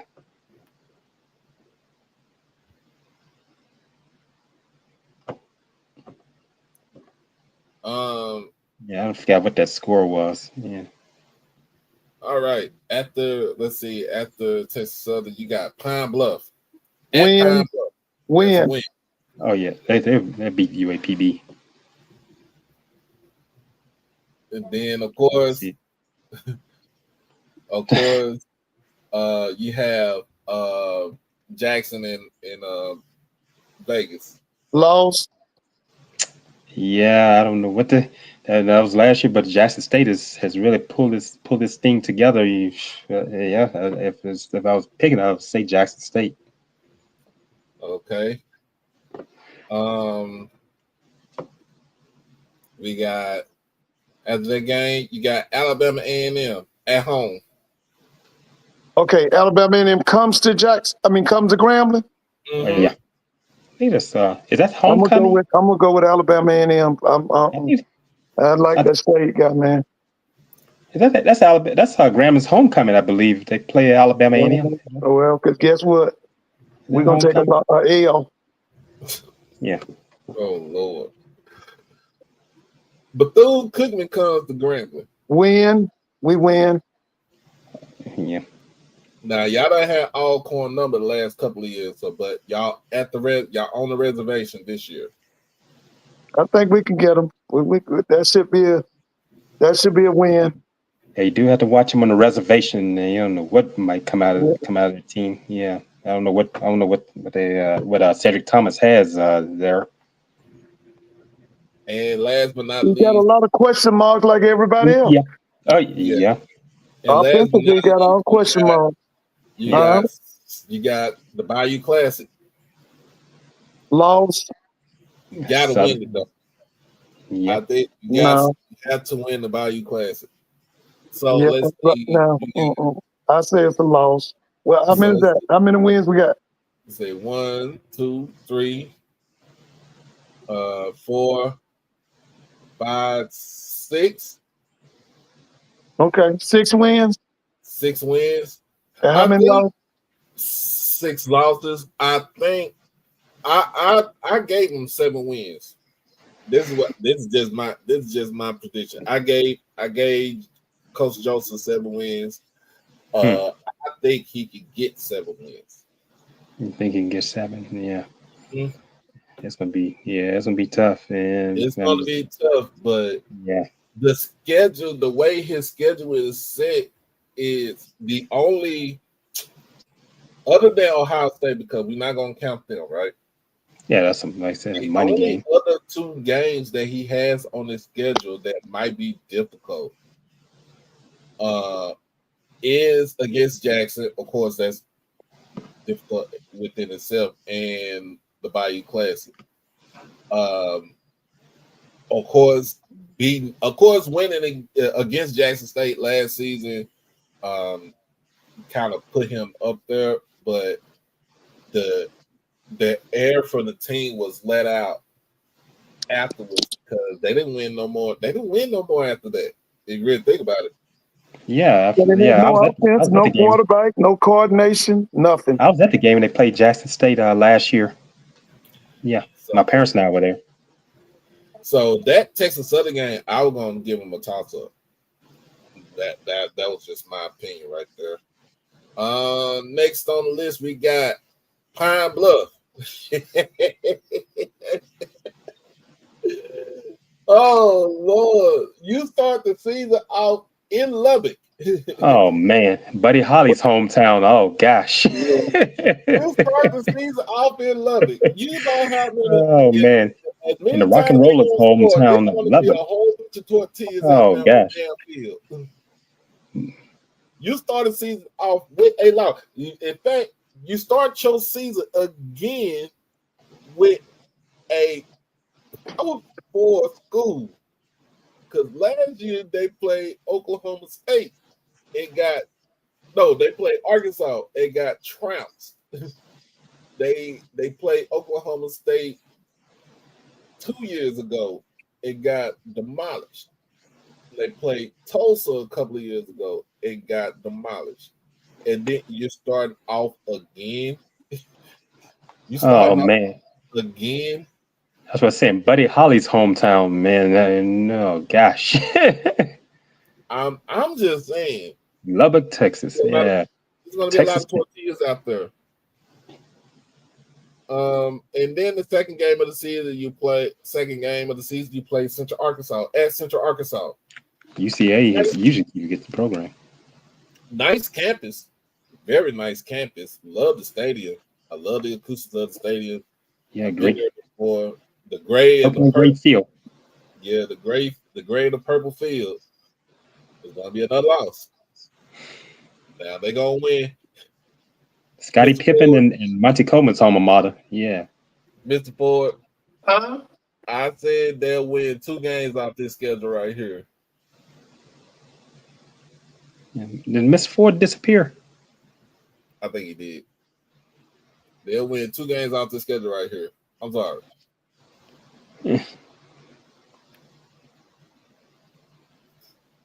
Because he was getting ready to speak, and he went off. See his video went off screen. Oh, okay, he's back. Okay. Boom. I don't see 5 and 7. We on Pine Bluff? Yeah. Okay, who they gonna be? Lincoln University of California. Oh no, that's Joe's Barber College. Oh man, and just like VU Lynchburg, that's Barber College. This other school, Westgate Christian University out of Willie's Barber College. Let me stop. You know, that's another thing you should talk to Dr. McClellan about. We don't need to be playing these people like that. That's Bishop Sycamore, man. Why are you playing these? Don't need to be playing them. They have controversy. What is VUAO? Yeah, Virginia University Lynchburg. Yeah, we should be playing them. Lincoln, who are the other schools? We should be playing them folks. Yeah, that's really unprofessional and bush league for us to even be playing them people. Yeah, it's Bishop Sycamore. Yeah, think about that this made up high school. Yeah, yeah. IMG Academy played. Yeah. He said Alonzo Hampton's job is safe if they can win 4 overall games. If they can win 4 overall games, I think the third. Okay, so I give them one more game, and that will be against Bethune-Cookman. And I might not even give them that game right there. What was that record last year? 2-9, 2-10, something like that. So he needs to get to 4-5, right? Mm-hmm. Okay, did you pick him to win 5? I picked him to win 3. Okay. Hey, Doc, where is Westgate Christian located? Houston. Oh, it's in Houston. Okay, all right. So I don't know what side of town it's on, but it's in Houston. Oh, okay.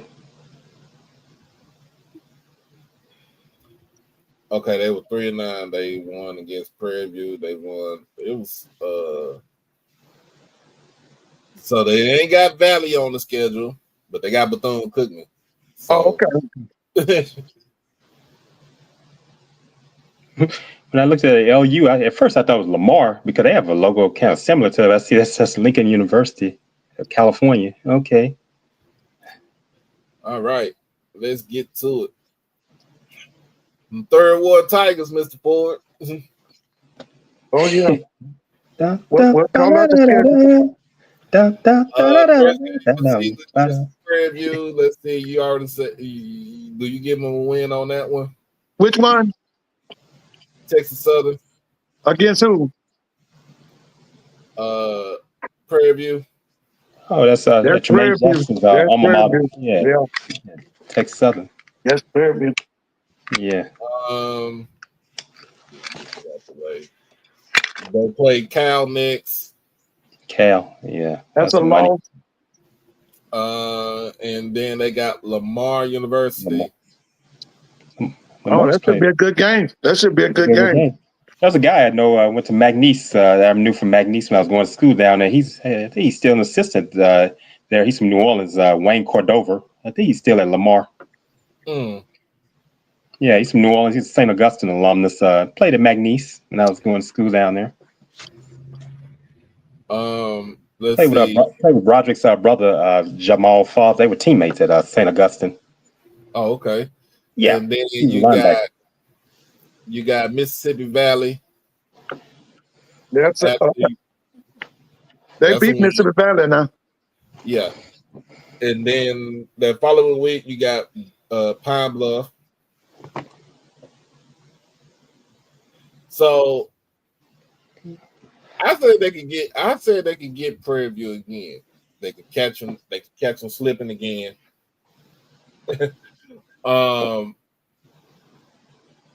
They'll win. I think they'll win against Lamar. They'll win against Valley. They'll beat Pine Bluff, and then they have Grambling.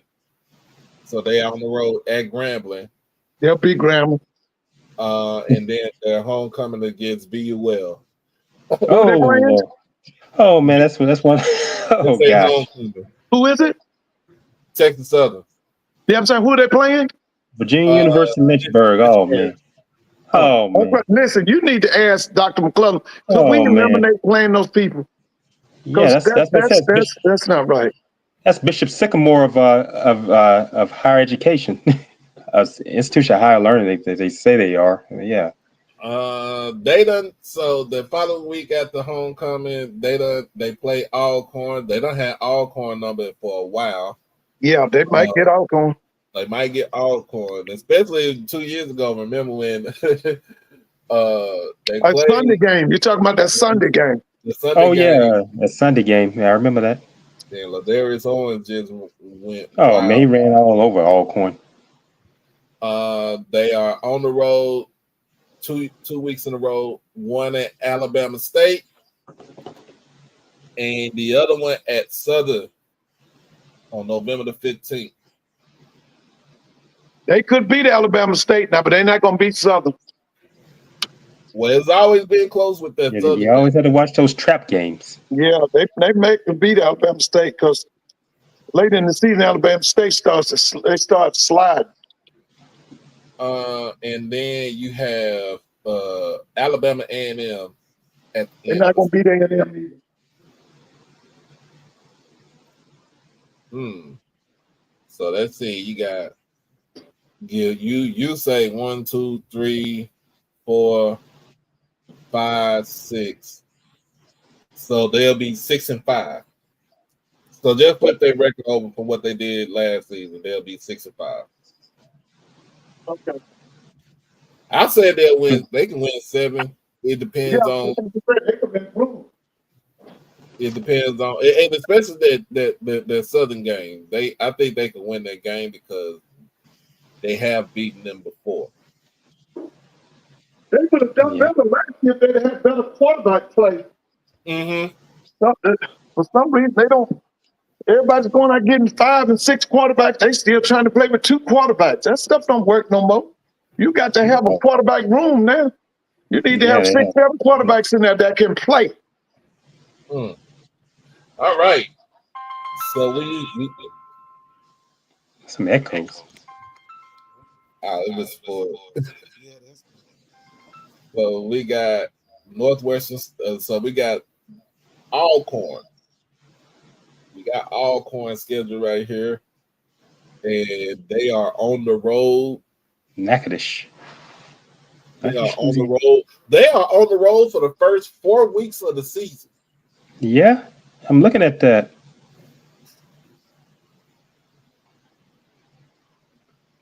Man, they're gonna be putting in some mouth. They're gonna be on the road. And look at you see who they playing for homecoming. I wonder what G has to say about that. Hey, can you hear me? Yes, sir. Oh yes, we can hear you. I can hear you. All right. So man, we got Alcorn scheduled right now. This one. And they are on the road for the first 4 weeks of the season, Mr. Ford. In fact, they are on the road for they have 7 road games. What? That was road game?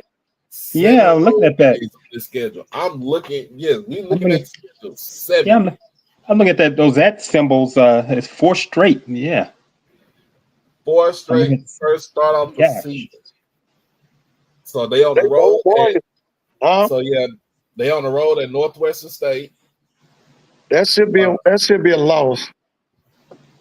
Ooh. Yeah, I don't know what NLSU has. After they cut, I don't know what this coach has. I don't after Brad Laird. Wait a minute, wasn't that Northwestern last year that beat up Southern in Baton Rouge? Who was that? No, Northwestern. Did they? No, Northwestern State played Prairie View last year. Perfect. Yeah. Okay, but who was that beat up Southern in Southern? That was Nichols, right? That was Nichols. That was Nichols. Okay. Nichols State. That's who Southern always had a tough time with. Nichols State. I remember back in the 80s and 90s. That they went. I thought when Pete Richardson first came there, they could have gone undefeated, but they couldn't. Nichols. That wasn't even the best Nichols State team. They lost in 1993. They always like Southern always had a tough time with Nichols State, and they're not even the best teams down there in Thibodaux. Then on the road at Alabama A&M. That's a loss. And then they come back to the state of Mississippi, but they go to Starkville, baby.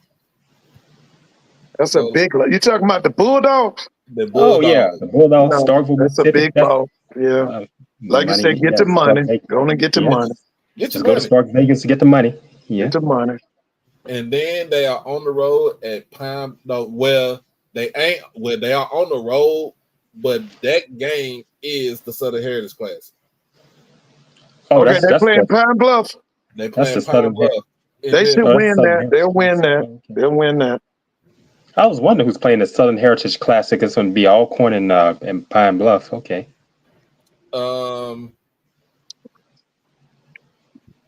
They host their first home game against Prairie View. Woo! What's the date of that? October 4th. That's birthday week. Listen, they're not gonna beat Prairie View. Ooh.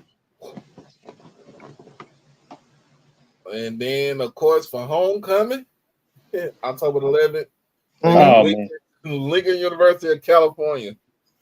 If you could play Lincoln University of Missouri or Lincoln University of Pennsylvania. I saw them play. I saw them play in 2013. California, man.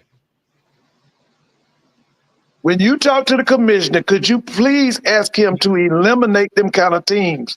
That's Bush League. That makes us look unprofessional. Yeah, and I wonder what I'm thinking about it. When I looked at and I thought about G. I hadn't seen him in a while. I would like to ask G. What do you think about this? Somebody said, and if condolences, if it's real, they said that G had suffered a death in his family. Oh, okay. Yeah, that's why we hadn't seen him. Yeah, because they had a death in his family. So condolences to G. Yeah, condolences to him. Yeah, true. Yeah. Yeah, that's serious. Yeah, that's more important. Then they are on the road, y'all. They are on the road in Tallahassee at FAMU's homecoming. That's a loss. FAMU. Oh man, that's a loss. They hadn't been down to FAMU in 40 years. Yeah, it's been a long time. Last time they went down there was probably in the early 80s with Coach Castle and them. Yeah. Rudy Hubbard was still coaching in. Yeah, Rudy Hubbard. That's right. They ain't been down to Tallahassee, I know, in 40 years. Yeah. I'm looking at this schedule. They have no break. If I'm looking at the schedule right, y'all,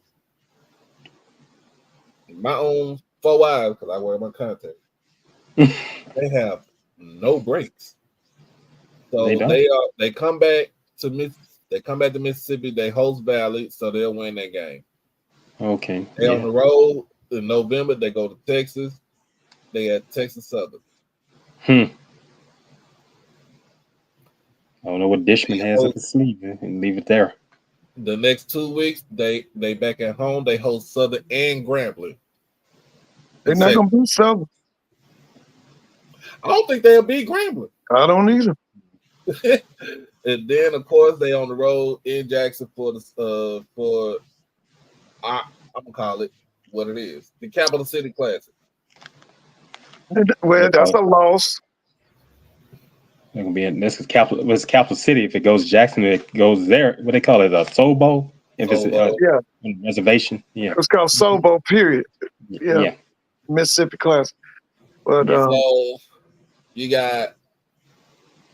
I give him the game against Northwestern State, so that's one. I give him the game. I give him the game against Pine Bluff. That's 2.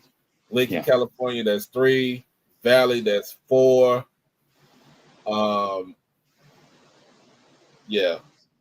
give him 4 wins. You got him with 3. I got him with 3. Yeah. Boy. Well, I'll tell you what, if that offense does come around and they get it right, they're gonna be the dark horse now, because Coach Thomas them get it right. But they got to get it right, because they got offense coordination problems. We got to see what the quarterback position and that offensive line's got to jail. Now, if they get all 3 of those things to work, They could be in the hunt for that West. They could be. They could Yeah, be. they could It's be, been but a long time since they they got to tried. get a quarterback. They got offense coordination got to be right, and that offensive line got to jail. Seemed like things hadn't worked out well for Alcorn since they've been in the SWAC West because the SWAC East they were just dominant. Yeah, yeah. Let's see who we got next. Got them boys from the Bayou, Southern University. Oh yeah. They're playing SCCU. Oh gosh. What they call them, the sleeping giant. North Carolina Central. Now I'm gonna say this. I think if they continue their I think if the SWAC continued their dominance in this MEAC SWAC challenge, I don't think it changes. I think Southern gets them. Even though we've already said that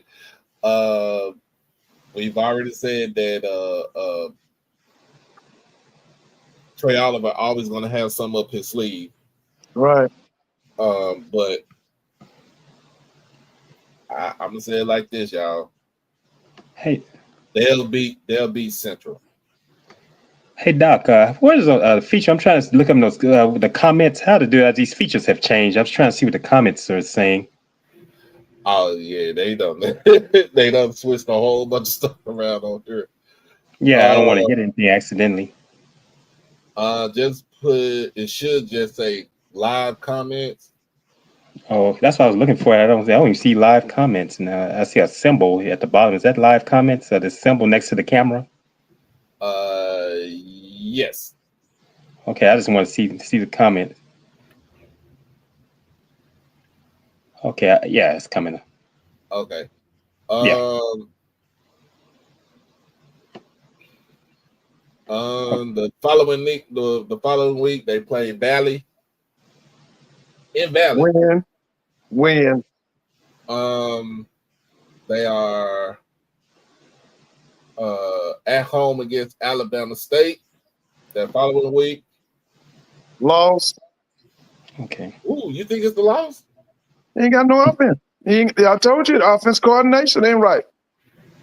He ain't gonna produce against no good defense. Mark knows how to do one thing: 3 yards in a cloud of dust. Mark, oh gosh, that's all he knows. He has no imagination. He does not know how to open it up. Doesn't know how to play the air game. Doesn't know how to throw the people in space. They on the road at Fresno State. Get your money. Come back. That's a loss. You know what that is? Fresno State. Fresno State. That's the Bulldogs too, isn't it? Yeah, the Bulldogs. Yeah, out there. That's an agricultural country in California. Yeah, Joaquin Valley. Yeah, that's right. That's ag country. Yeah. Yeah, and then September the 27th against Jackson State. Okay, blowout. Ooh. Blowout. All right. I think they are on the road to Bethune. They can win. They'll win that. Of course, they got Prairie View for homecoming. That's going to be loss.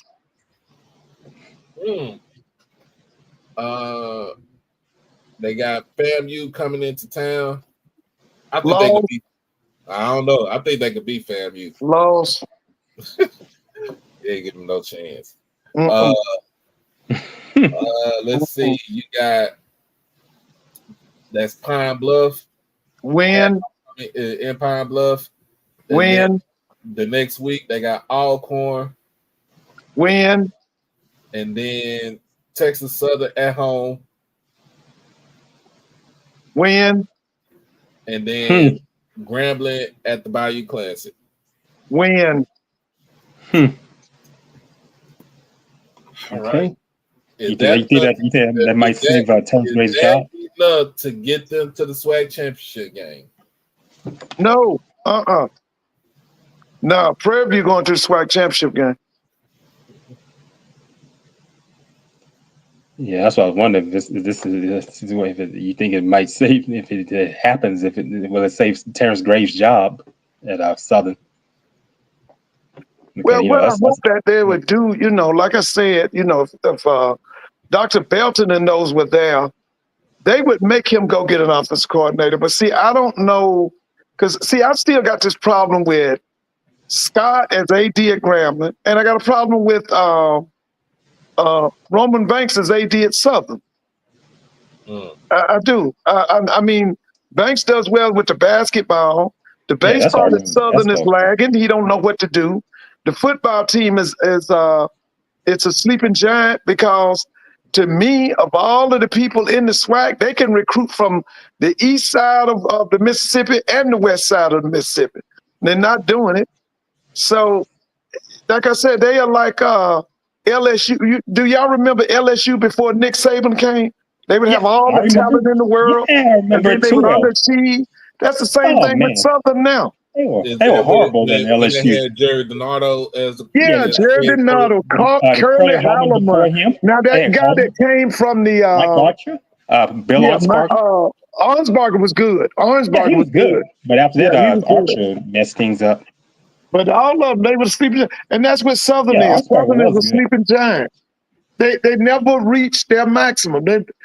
Like I told y'all, Charlie McClendon had good teams, but he couldn't beat them. When Banks ran off Dawson Odom, that program hadn't been right. That program hadn't been right since Dawson Odom left. Let's see what else we got. Who else we got next on here? We still got 1/3 of the raise. Appreciate everybody who have donated. We got PV, Purple and Gold. Of course.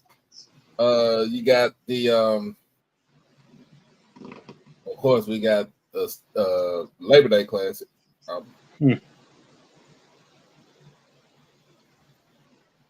Now, yeah, you said they gonna win that. Prairie View win. All right, and then they go to well, they don't go, they host UTRGV, the new school we just opened. Where it's not been open, but they just formed a new football team. So you got UTRGV. I think they win their game right there. So you start 2-0. Of course, they go to the medical district and play Rice University.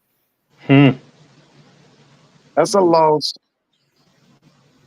And then the Ivy League of the Southwest.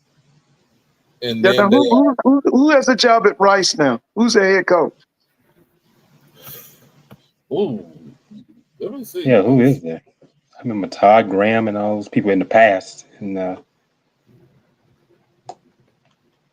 don't know who's coaching. Rice is a mystery school. I just know about them for their academics. What conference are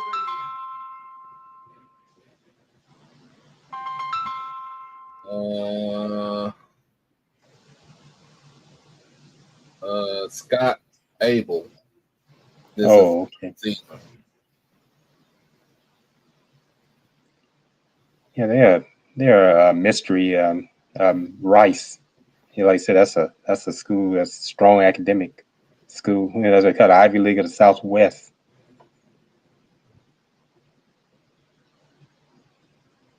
Used to have a great baseball program when Wayne Graham was coaching baseball for years. Oh yeah, with that bad Wayne Graham, Lance Berkman. Yeah, Jose Cruz Cruz's brother was on that national championship team. Jose Cruz Jr.'s brother. Jose Cruz Sr.'s son. Yeah. See, they got Northwestern State that following week. I think they'll win against Northwestern State. Of course, they got Grambling in the State Fair Classic. They just hear it. They got Grambling in the State Fair Classic. Alcorn. They got Alcorn next at home. I mean, on the road.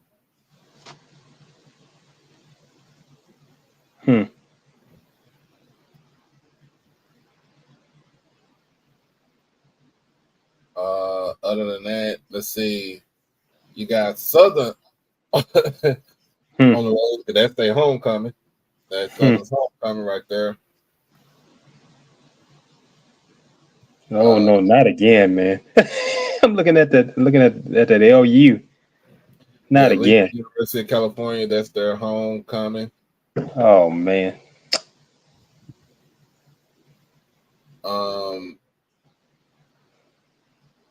And then I think that's Alabama State. Got Alabama State coming up after that. And then you got Alabama A&M. Pine Bluff, and then you end the season with Valley. So you're gonna beat Valley, you're gonna beat Pine Bluff. I think they can beat A&M. They always have trouble against Bama State, but I think they can beat them. But because they did beat them last year, they'll win against Lincoln University. This will be a knockout, drag-out fight with Southern, literally. I think they can win against Alcorn. They have beaten Grambling 5 out of 6 years, so I'd say make it 6 out of 7. They will beat Northwestern State. They'll lose to Rice. They'll beat UTRGV, and it's still up in the air to me for Texas Southern. If they can beat Texas Southern in the first game of the season, they can go 10-2. They'll go 10-2. If not, I'd say 9-3.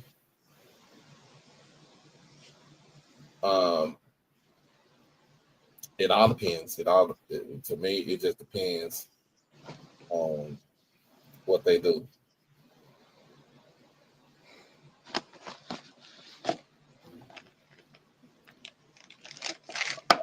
There you go.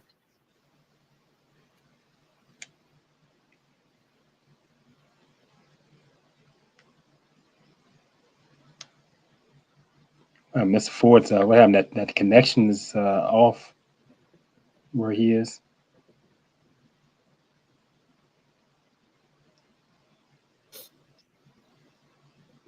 All right.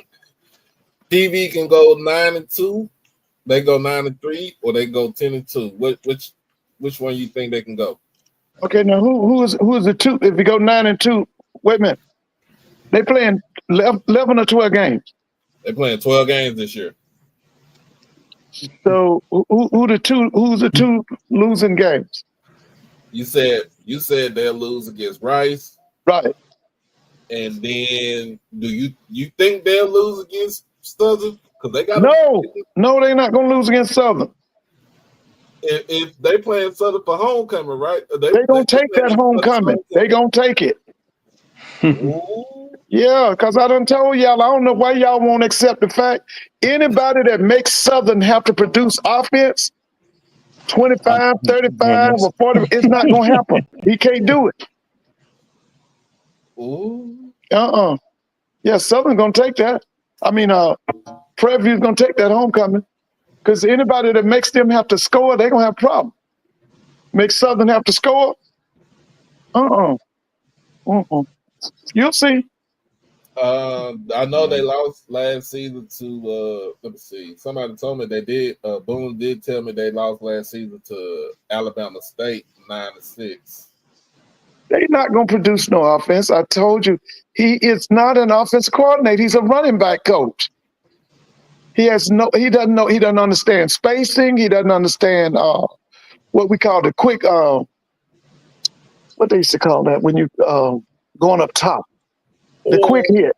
He's not gonna have that in his offense. I remember the last time Prairie View did beat Southern for their homecoming, it was a blowout. Yeah, that was Dooley, wasn't it? Yeah, that was Dooley.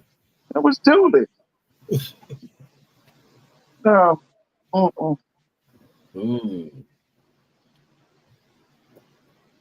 They had that kid who had come from Louisville. He was that big quarterback that he had. Oh yeah, Jawan Pass. Yeah, he put on a show down there in Baton Rouge. Yeah, I remember Pass. Well, hey, he said 11-1. I got the 10-2. That Southern game to me is still up in the air to me. Southern not gonna beat Prairie View, man.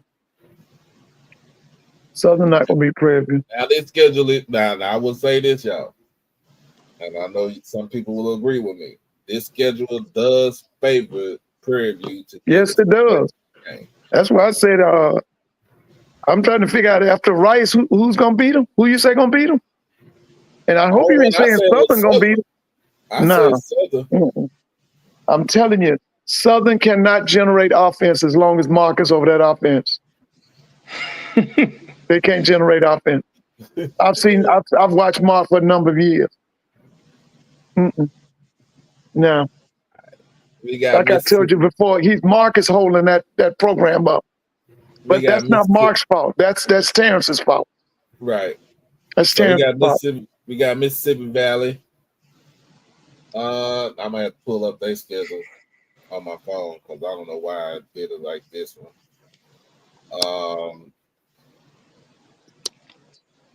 We got it on my phone.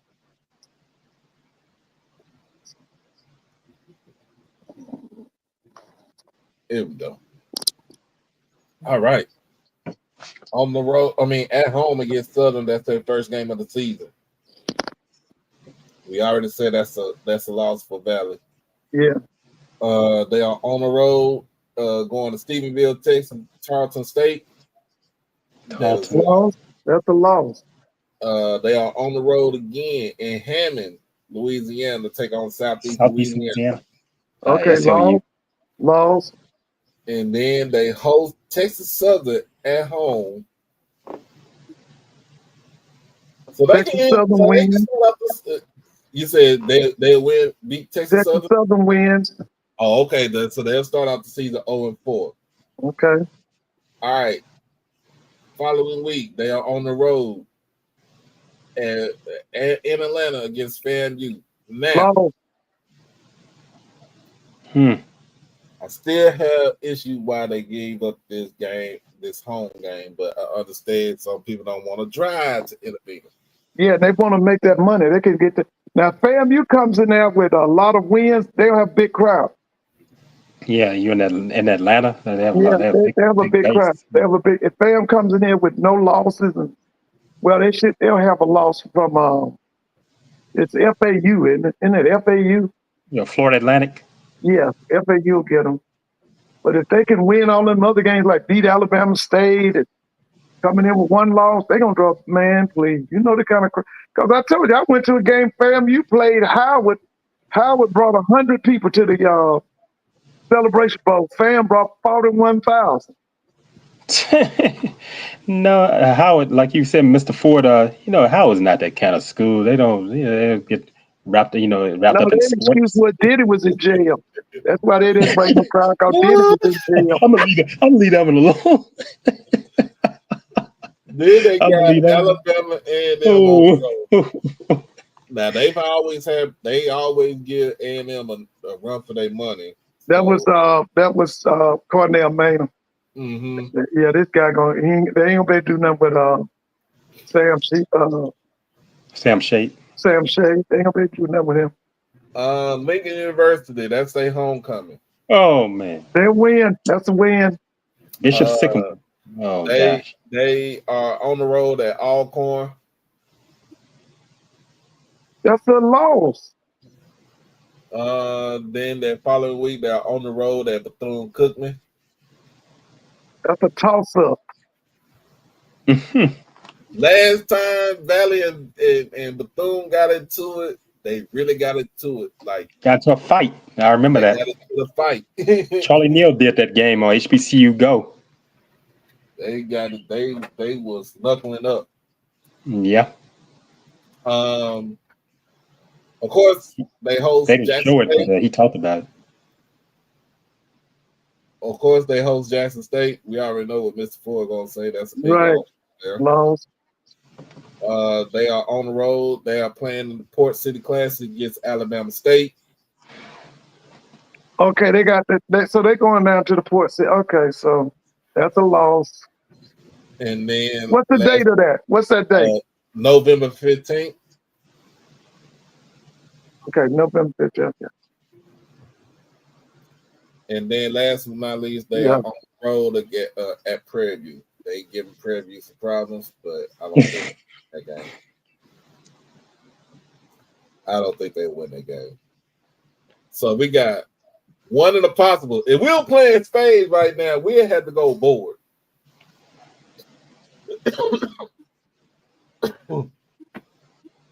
If we were playing spades right now, we'll have to go board. So one in a possible, because I think they might be able to beat Bethune-Cookman. I said that last year, and then Bethune came in and throttled them. Next on the list is Bethune-Cookman.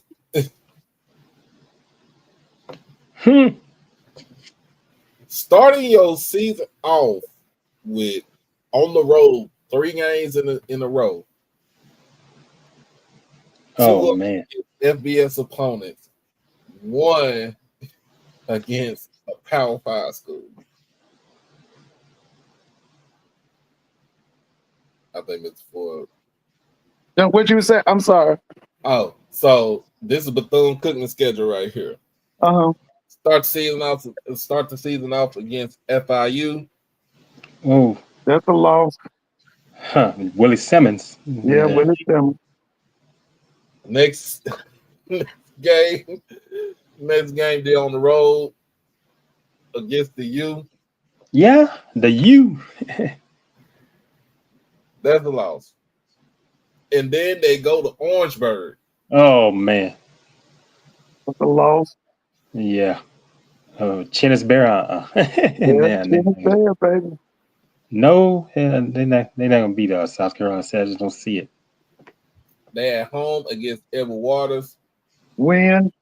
Yeah. I don't know this before because last year they did the same thing. They played a SWAC school in Clark, Atlanta, and oh man, I remember that game. Lost that game. Yeah, lost it. I watched it on television. I think, depending on how Edward Waters looked in the first 2 games of the season, I think Edward Waters can get these boys right here. Is Toriano Morgan still the head coach at Edward Waters? He's still there? Yeah, he's still there. Okay. At home against Alabama A&M. And then on the road at Alabama State.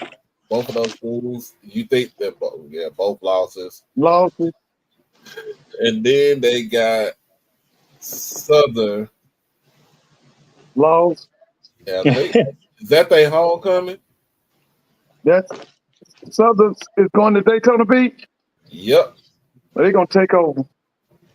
Yeah, because I know Jackson State beat Bethune-Cookman's homecoming last year. Jackson State went and beat them last year. Then you got Pine Bluff. Win. They might win that. Then they got Valley. Excuse me. They might win that. They got Grambling and Jackson State on the road. Now, they should lose both of them games. Yeah, the Grambling. It's like Grambling always go and mess it up against Bethune-Cookman. I've seen them do it. Even that Grambling, they go and mess up against them. And then last game of the season, Florida Classic, FAMU. Blowout.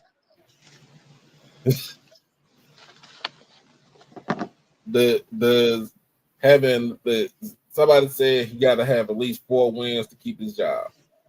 Oh, Raymond Woody. Mm-hmm. So how many we counted so far? How many wins he got? You said they'll win against Edward Waters. Right. He'll win against Pine Bluff, Right. and he'll win against Valley. Okay.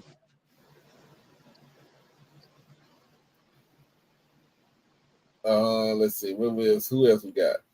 Bama got State. Big Bama State. Big Bama State. You got first game of the season is against UAB. They are Trent on Dilfer. He's on the hot seat. Yeah. Who, Trent Dilfer? Yeah. Yeah, I think he's on the hot seat. Trent them stanked up. That's why he went and got Ryan Lewis. They stanked up the place last year. Yeah. All right. Southern on the road the next week. They got If Southern they can on the produce some road. points, they'll beat Southern. And of course, they got Miles College the next week. They'll beat Miles. They are on the road. Fourth game of the season on the road at FAMU. I don't think they're gonna beat Fam. They have not beaten Fam since Fam got into this conference. Yeah, that's what I'm saying. I don't think they'll beat Fam. They are at home against Bethune-Cookman the following week. They'll beat Bethune, man. And then they are on the road to play Jackson State for Jackson State homecoming. You know Jackson gonna try to blow them out. Yeah. Know that. Following week is the Magic City Classic. Man, they better come in there right, because I'm gonna tell you now, Western ain't gonna have them boys right now. Sam gonna have them organized, and they're gonna play disciplined football. They're gonna come in there with no mistakes. They are on the road against Prairie View. I think Prairie That's a loss. They are at home against Texas Southern. That's gonna be a good one. That's a tough one. They got Valley down there in Mobile for the Port City Classic. They'll beat that. They got Pine Bluff at home. They'll beat that one. And then of course they got Tuskegee at home. Tuskegee's pitiful. No, so they did beat up Tuskegee pretty good. So let's see what we got. Let me see. Let me go back to it. So we said Tuskegee will win, Pine Bluff will win, Valley will win. Will we get Texas Southern? That's a loss. Or did you say a win? That's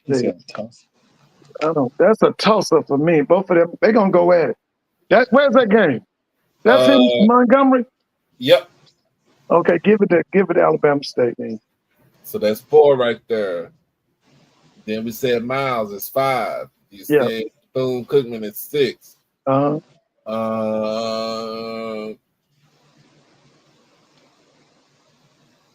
You said they'll lose the Prairie View, so they'll go 6-6. Does this keep Eddie Robinson employed? Yeah, his line brother is the president. Yes. Okay. That's a good one. Hey. That's a good one.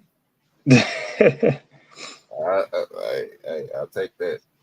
But you can't be part of the Big 3 and you can't get past 6 wins. Well, his problem now is that Sam Shader's up there in Normal or Huntsville or whatever they got. Yeah, that's his problem now. Because I'm telling y'all now, see, Sam gonna put that what he got. He gonna organize that. He gonna get it disciplined and everything. But see, the thing is, wait till Sam bring them boys in there. When he bring that front 7, that pure front 7 on that defensive front, boy, it's gonna be rough on everybody. But seen Sam play. I seen him before. I know what he do. He came from defense. That's what he's known. I'm telling him, you just wait till he get them studs up in there. Some of them saying prayers out of Tuscaloosa. You wait till that comes. Brother Oliver told him well. Let's see who else we got. What's next? This is Alabama A&M schedule right here. All right, first game of the season, Arkansas. That's a loss. Second game of the season against Tennessee State. I mean, Alcorn. They beat Alcorn. Yeah. Third game of the season against Tennessee State, the Legacy the Legacy Classic. They'll beat Tennessee State. So, how many years? How long would you give Reggie Barlow to This get? year don't count because the whole program was decimated once Eddie went up to Bowling Green. All them boys left, so this year don't count against it. The clock started on Barlow after the second year. Okay. This year don't count. They already know. All them kids left. Just giving him the benefit of the doubt and kids left. That's not fair. They're not gonna count the first year. Yeah. Gotcha. Yeah. All right. So you got Lane College after that, so that's a win. Wait a minute, Lane playing who? A&M. Yeah. Stanley Connors, the head coach at Jackson State. He's the head coach at Lane. This is his first season, if I stand correct. Stanley Connor. I think so. Yeah. Then they have Bethune-Cookman. That's a win. At Bethune-Cookman. Okay, they got Jackson State in the Gulf Coast Challenge. It's a loss, but it's always been competitive. Yeah, to be competitive, it's a loss. Yeah. They have Mississippi Valley for homecoming. The win. Following week. Win. They have that break, and then the Magic City Classic. I think they're gonna win. You think they'll win the Magic City Classic? Yeah. That's how many games of the season? That's about 5 or 6 games. That is the 7th game of the season. Oh right? Yeah, he'll have them right by the end. Cause see, my thing is, I still think the best quarterback for Alabama A&M is that kid that transferred from Pine Bluff. If that kid can do some things, if they go with him, listen, man. Cause see, he after he wins this year, he has another year, I think. Okay. Yeah, man. If they go with that kid right there, because that kid right there, see, the reason I like him, when the play breaks down, he can make positive things happen. I've watched him play in person. Yeah, he can make it happen. Yeah, he can make it happen, bro. And he already know the SWAC too. Yeah. At Grambling, November the 1st. I'm picking them. They'll beat Graham.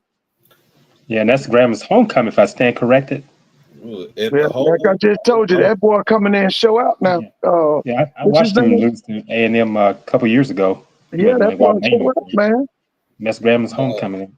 He with a real program. He with a real staff. He got a quarterback coach. He got a championship head coach. Man, I'm telling you now. Listen, there's some good stuff building up in Huntsville, man. They got a really good staff. I went and evaluated each one of the members of the football staff. They got good people, man. They got good people that know what they're doing. Yeah, he's the running back coach or something, isn't it? Yeah, Jamal. Yeah, I know Jamal. Right here in Monroe. They host Prairie View and FAMU respectively.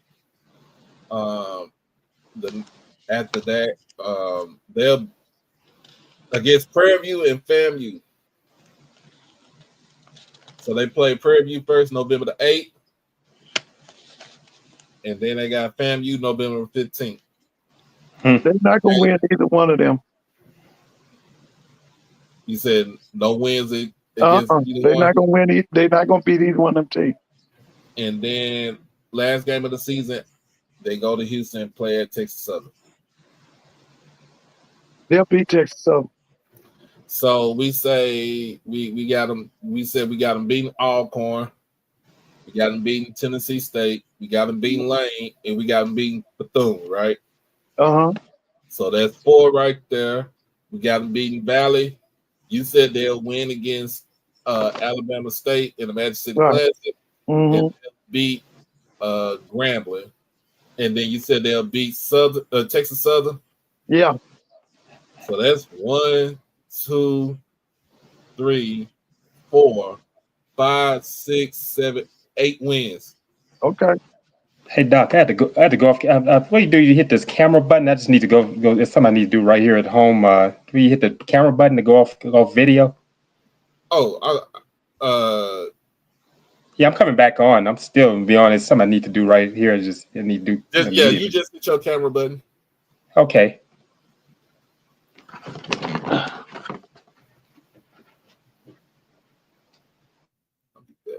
All right. We got FAMU next. Okay. We got FAMU next.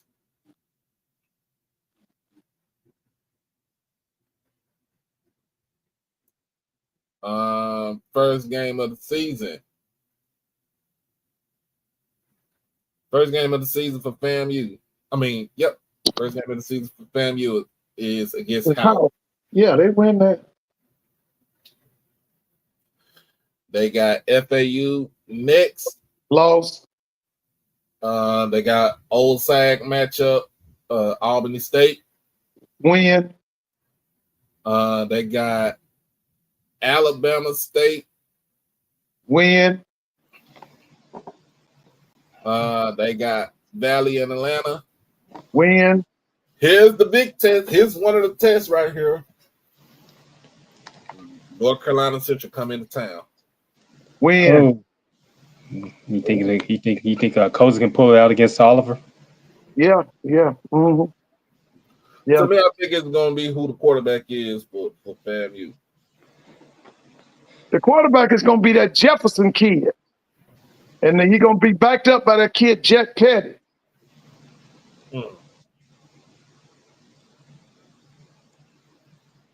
Let's see. After that, we got Alcorn at home. Win. They are on the road at Southern. Win. I think Southern will get them. Mm-mm. They host Jackson State November the 1st. Loss. They are on the road at Pine Bluff. Win. They are on the road at Alabama A&M. Win. And no, because you did say you got them winning. And then they are in the Florida Classic. Big win. So 1, 2, 3, 4, 5, 6, 7, 8, 9, 10. So you got them winning 10 games? Yeah. The Jefferson kid will be the starting quarterback. If not him, it'll be that kid, Jet Petty.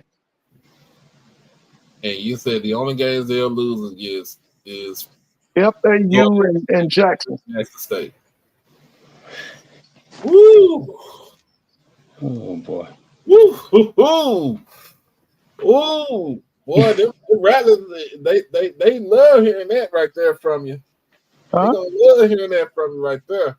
Yeah, they know what they got to do. Them Rattlers know.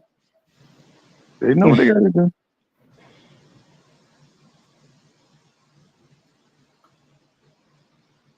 And then let's see who else you got next. You got the Canes. Who's playing the Canes? We got the Canes of the SWAC right now. Jackson State. Yeah, Jackson State. This year, Jackson State and everybody else. You know, I told you that. The Kane, like 5 heartbeats, like Eddie King. Eddie Kane. Yeah, man. It's Jackson State and everybody else. First game of the season, Hampton University. Win. It's a win, but I think it'll be very interesting. They did pick up the QB from Lincoln, wasn't it? Yeah, Lincoln, Pennsylvania. Yeah. Isaiah Freeman. He's a good, okay. Very mobile, but he got an arm on him. Big test. We go down to Hattiesburg and take on them golden buzzards from USM. If y'all win that, nobody else can beat you. But I'm pulling for Jackson, but I think that I think that Southern Miss should win the game. I'm pulling for Jackson, but I think Southern Miss should win. You think Charlie Huff he can pull it out? Yeah. Charles Huff. Yeah. But if Jackson wins that game, man, nobody's gonna come close to Jackson. Y'all heard him. Y'all heard it from Mr. Ford. Not just from me. Y'all heard it from Mr. Ford. So he said we win that game. It's woo. Okay. Like I told Lionel, I'm just gonna watch the kickoff and the ball snapped. I said, I love you, homeboy. You know, he's from Monroe, Louisiana. I said, but I said I'm gonna keep my mouth zipped. Yeah. Next game on the list is Tuskegee. That's our blowout. That's our WC Gordon Classic game right Yeah, that's a blowout. And then we are on the road to Baton Rouge. Win. All right. So we got a bye in between that game between Tuskegee and Southern. Go down to Mobile for the Gulf Coast Challenge. Win. We got Alabama State coming to the vet for our homecoming. We win. And then we about to take that jet all the way to Vegas. Hit them slots, baby. Okay, that's the Vegas. That's the Vegas game. That's a win. Then we come back.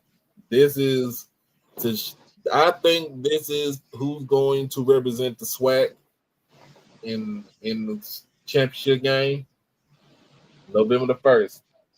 Down in Tallahassee against Florida. Yeah, listen, the last 4 years, whoever wins between FAMU and Jackson State, they win the SWAC and they go to the Celebration Bowl. That's about the last 4 years. We are on the road at Mississippi Valley that following week. Win. We got Bethune-Cookman at home. Win. And then we got Capital City Classic. Win. Now, everybody, this is what Mr. Ford said. on here today, he said, if we get down to Hattiesburg, play the game that we know we can play, and if he's saying if we score first, if we get up, we jump up on them in the first half or the first quarter, we'll win that game in Hattiesburg. Yeah, I feel like if y'all, like I said, listen, baby, if y'all beat Southern Miss, then this might be an undefeated season for y'all regular season, and could possibly be an undefeated season with the postseason too. When's the last time Jackson State went undefeated? In what, conference play or just overall? No. Yeah, in conference. Well, you went in conference play last year. You went undefeated. We went undefeated last year in conference play. Okay, so when's the last time you went totally undefeated for the entire season? It's been a long. I think it's been a long time. Okay, WC Gordon never did go undefeated? No, he didn't go undefeated. No, No. Okay, what about Bob Hill? No. I don't think he What about Big John Merritt? They may have lost one game. I look at that. I know that season that I was looking at when they won that 6-2 Black National Championship. I think I looked at that schedule. My father was in school during the time. He remembers that. Did they go undefeated? I don't think they went. That it was one of somebody beat them. Was it Texas Southern? One of those schools that beat them. Okay. But they won the they went and upset Florida A&M with Florida A&M with Bob Hayes. Yeah, let me see. Yeah. Somebody said 1996. 1996, we went 10-2. So we went. I don't think we never. Yeah, I watched those Gordon teams. Yeah, the John Merritt team in 62. We only lost one game. Okay. Yeah, Roy Curry and Willie Richardson and Chico Jordan, Ben McGee. My father was in the band at Grambling. They beat Grambling, but Buck Buchanan and Willie Brown and all those guys on that team. 2 Pro Football. Ben McGee played with Mean Joe Green with the Pittsburgh Steelers. Yeah, he played with Steelers. Yeah, he retired up there.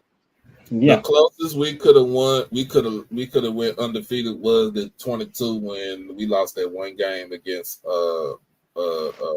Them people, UL Monroe, wasn't it?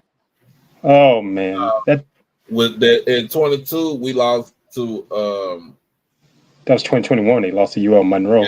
2021 we lost to ULM. That's when James Houston was ejected. Yeah, it was ejected. Yeah, I remember that. What was 22? 22 was the only game we lost was against Central. I'm about to say we lost in the Celebration Bowl. Lost Celebration. You went undefeated during the season and lost the Celebration Bowl in North Carolina Central. Lost the Celebration Bowl. Yeah, they went undefeated during the season. Yeah. Yeah, that's 2022. And then that's when Dion left to go to Colorado after that. And Yeah, Bob Hill. I don't think Bob Hill. No, he never went undefeated. No. Okay. He Yeah, was Gordon didn't go undefeated. So in 71, he was 9-1-1. But any other time, so he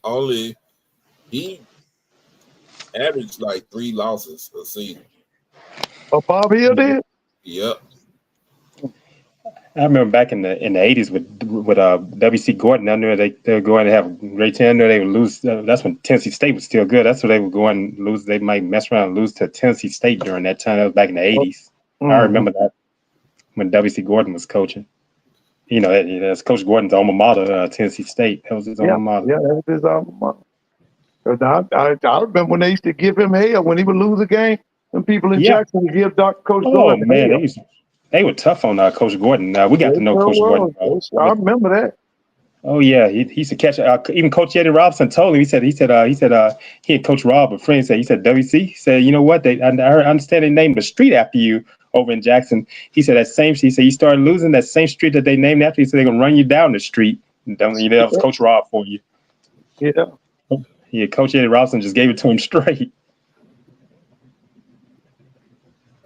Said last undefeated season was in 1920 team that was scored a touchdown. That wasn't the Granite team. What was that? The one they called it? Guys of Granite or something?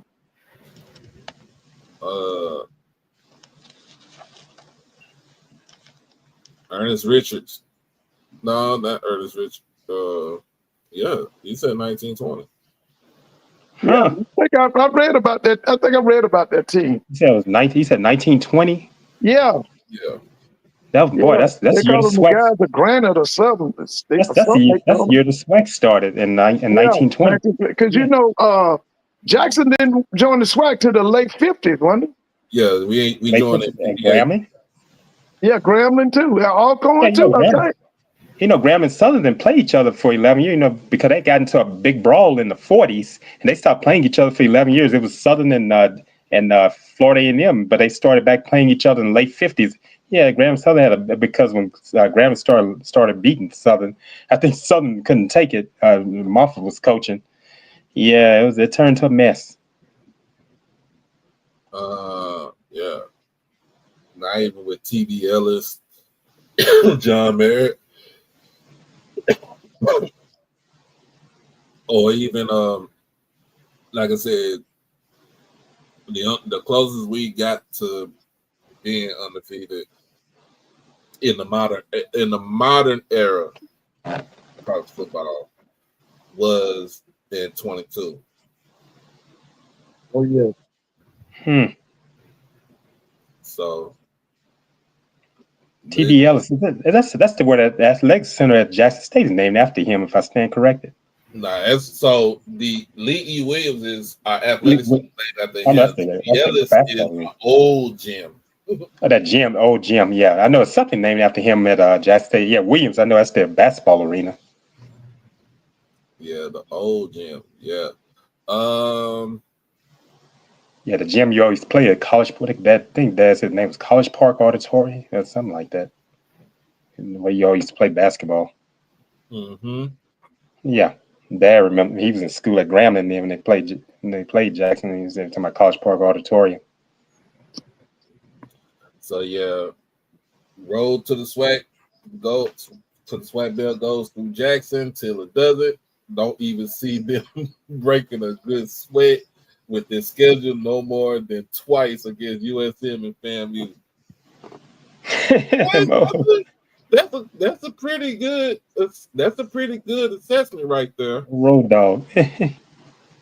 That's a pretty good assessment. We are still on the road. If you got anybody in the chat, if you got any questions for me to ask the players, the commissioner, for SWAC Media Day, you put them in the chat. You put it in the chat, and if you can, go ahead and bless the donation button, because we are down to the nitty gritty. Do you have a fireplace? Is that you? Do you have a thing like Kobe has? Yeah, yeah. I happen to look back there. That's like Kobe. Yeah, we got us a big fireplace. That's nice. I happen to be noticing it. Yeah, that's on the YouTube right there. Yeah, that's nice. Hey, Yeah. nothing with that is the Iron 13. That was that 1920s team, right? Uh-huh. Yeah, that's what I thought. I knew they had some kind of name. Yeah, the Iron 13. Oh yeah.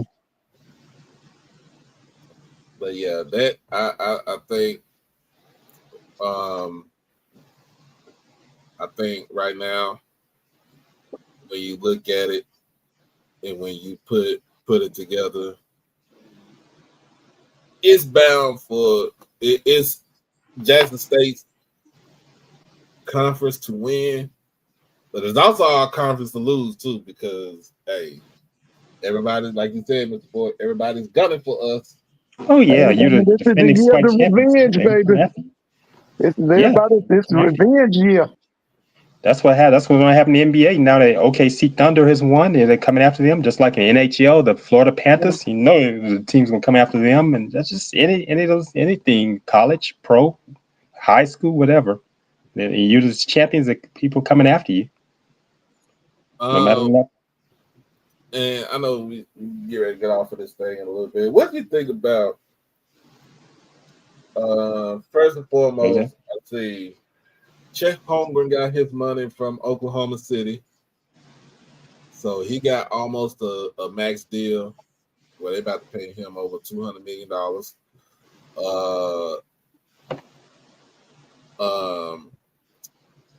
do you think about them talking about Kalen RG3 talking about? Oh, I saw that. With the Angel Reese situation. Yeah, I said Martin King's daughter said something to RG3. Oh, and cooked them.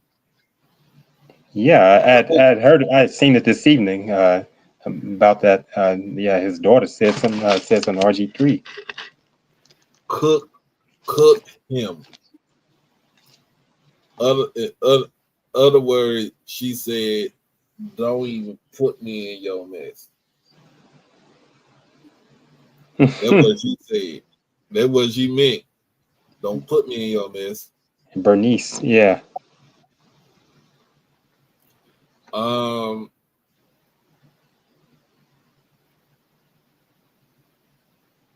than that, let's see. I think the SWAC Media Day, Lawrence, is it the day after the SWAC? I know the MEAC SWAC Challenge kickoff thing is that on that Thursday, the next day in Atlanta. SIAC is in Atlanta, isn't it? Yeah. Okay. Where's MEAC holding their meteor day? Baltimore. Okay. Yeah.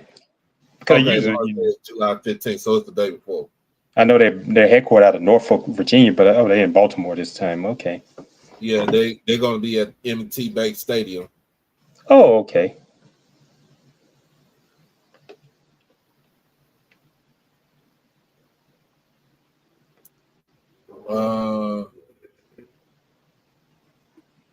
Then oh my goodness, Let's see what else. SWAC Media Day will be in Macon, Georgia. Okay. Oh, it will. Oh, it's in Macon. Oh, okay. Where's the location? Mm-hmm.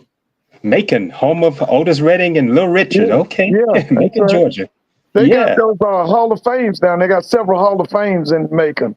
Macon, Georgia. That's what I said. Think about Otis Redding and Little Richard. Yeah, their hometown. Well, actually, Otis Redding was from Dawson, Georgia. Okay. Yeah, he's from Dawson, Georgia. Yeah. One of my favorite. I love his music. Oh yeah, I love listening to it. Oh yeah. Yeah, he has a 300-acre farm right outside of Macon. Stax. He made Stax happen. Right, Stax. Yeah. Died at gone too soon at 27 years old. He and the Barcades members. Yeah, it was him and Stax was him, Isaac Hayes, and Al Green. Oh yeah. Al was on Stax. I know Isaac Hayes and Isaac Hayes was one of their chief writers. He was writing. Isaac was on there. Yeah, guy from my hometown, Monroe, Louisiana, was with the Soul Children lead singer Norman West. Yeah, Norman West. He and my father. They used to gig together. They were called the Staple Singers. They were off of Stax. Yeah, man. I'll take you there. Lawrence said it's going to be at the Harriet Tubman African American. Yeah, Museum. I figured it'd be at one of the museums. Yeah. Okay. Mavis the only one left now from the Staple Singers. She's the only one left. Yeah, Mavis should be 85, 86, right? Yeah, she's in the 80s. Yeah, she's the only one left. Her father's passed on. Her siblings have passed on. She's the only one. But Mavis something else. Well, guess what, everybody? I have to roll up out of here, so I got to get to work because it is understandable. Friday. You have to make that money. It's my Friday. I made mine today. and after tonight, I don't go back to work until next Thursday. Yeah, you take it easy on the road, man. And there's a lot of you say you taking the bus this time. Well, I took it last year too, so. Yeah, take it easy, man. If you were, I didn't know if you were driving or you taking the bus. Yeah, I know you're gonna be making stuff. Yeah, if I was driving, I would have left out like 2 in the morning. Oh yeah, I know you drive a lot. I remember you drove all these places, and I tell you, if you were, take it easy out because a lot of crazy people out here.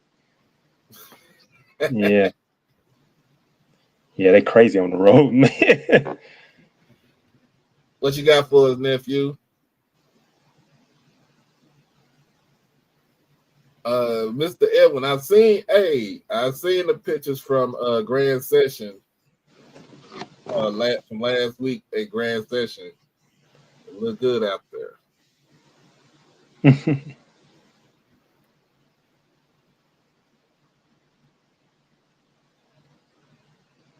All right, just text me. But other than that, we are about to roll up out of here. Hey, before you go, you see, had a passing. I'm gonna end it on a somber note.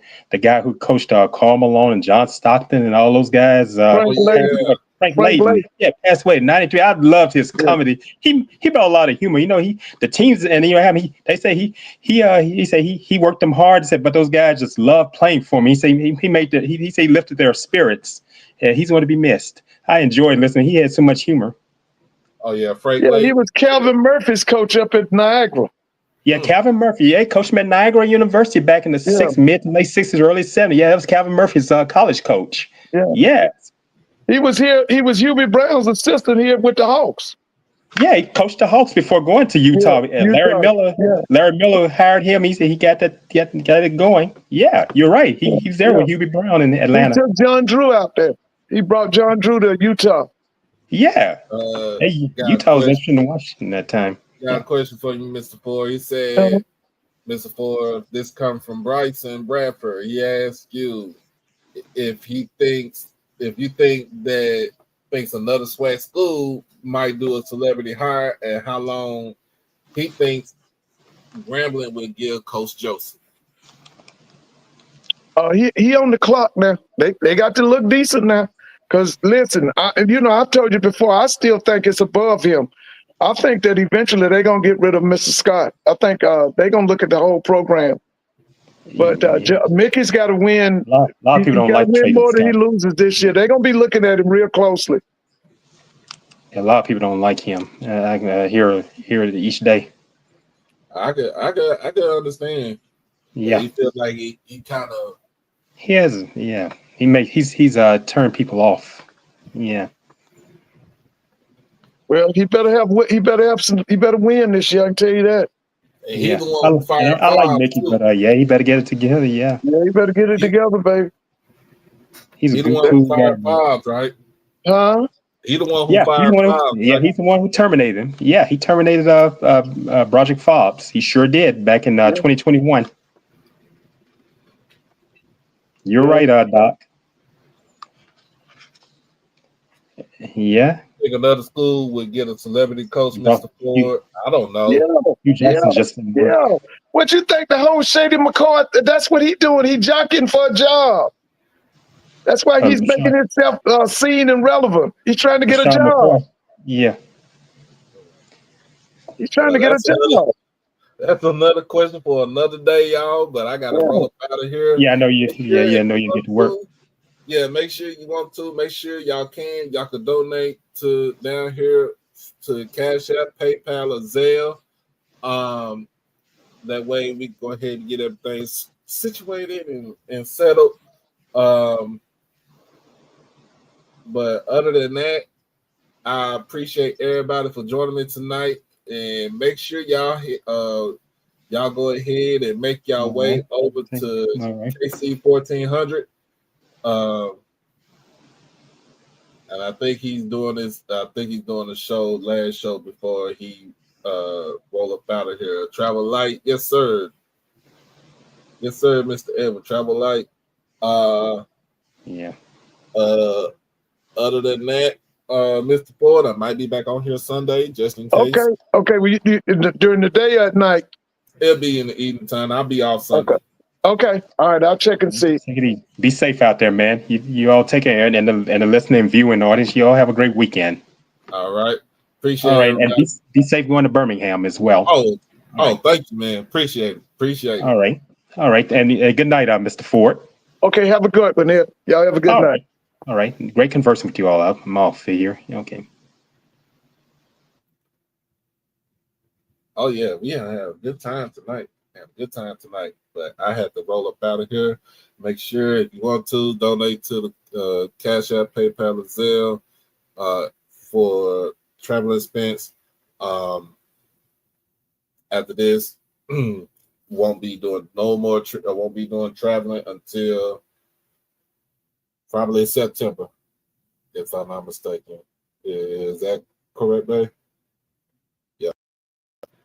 Can't travel next month because we have a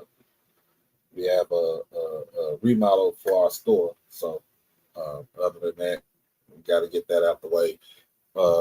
Anything you want to say, babe? She shook her head. Always the tinker sticker. The tinker stinker. She's shaking her head. But other than that, make sure you love on your person, love them, love on each other.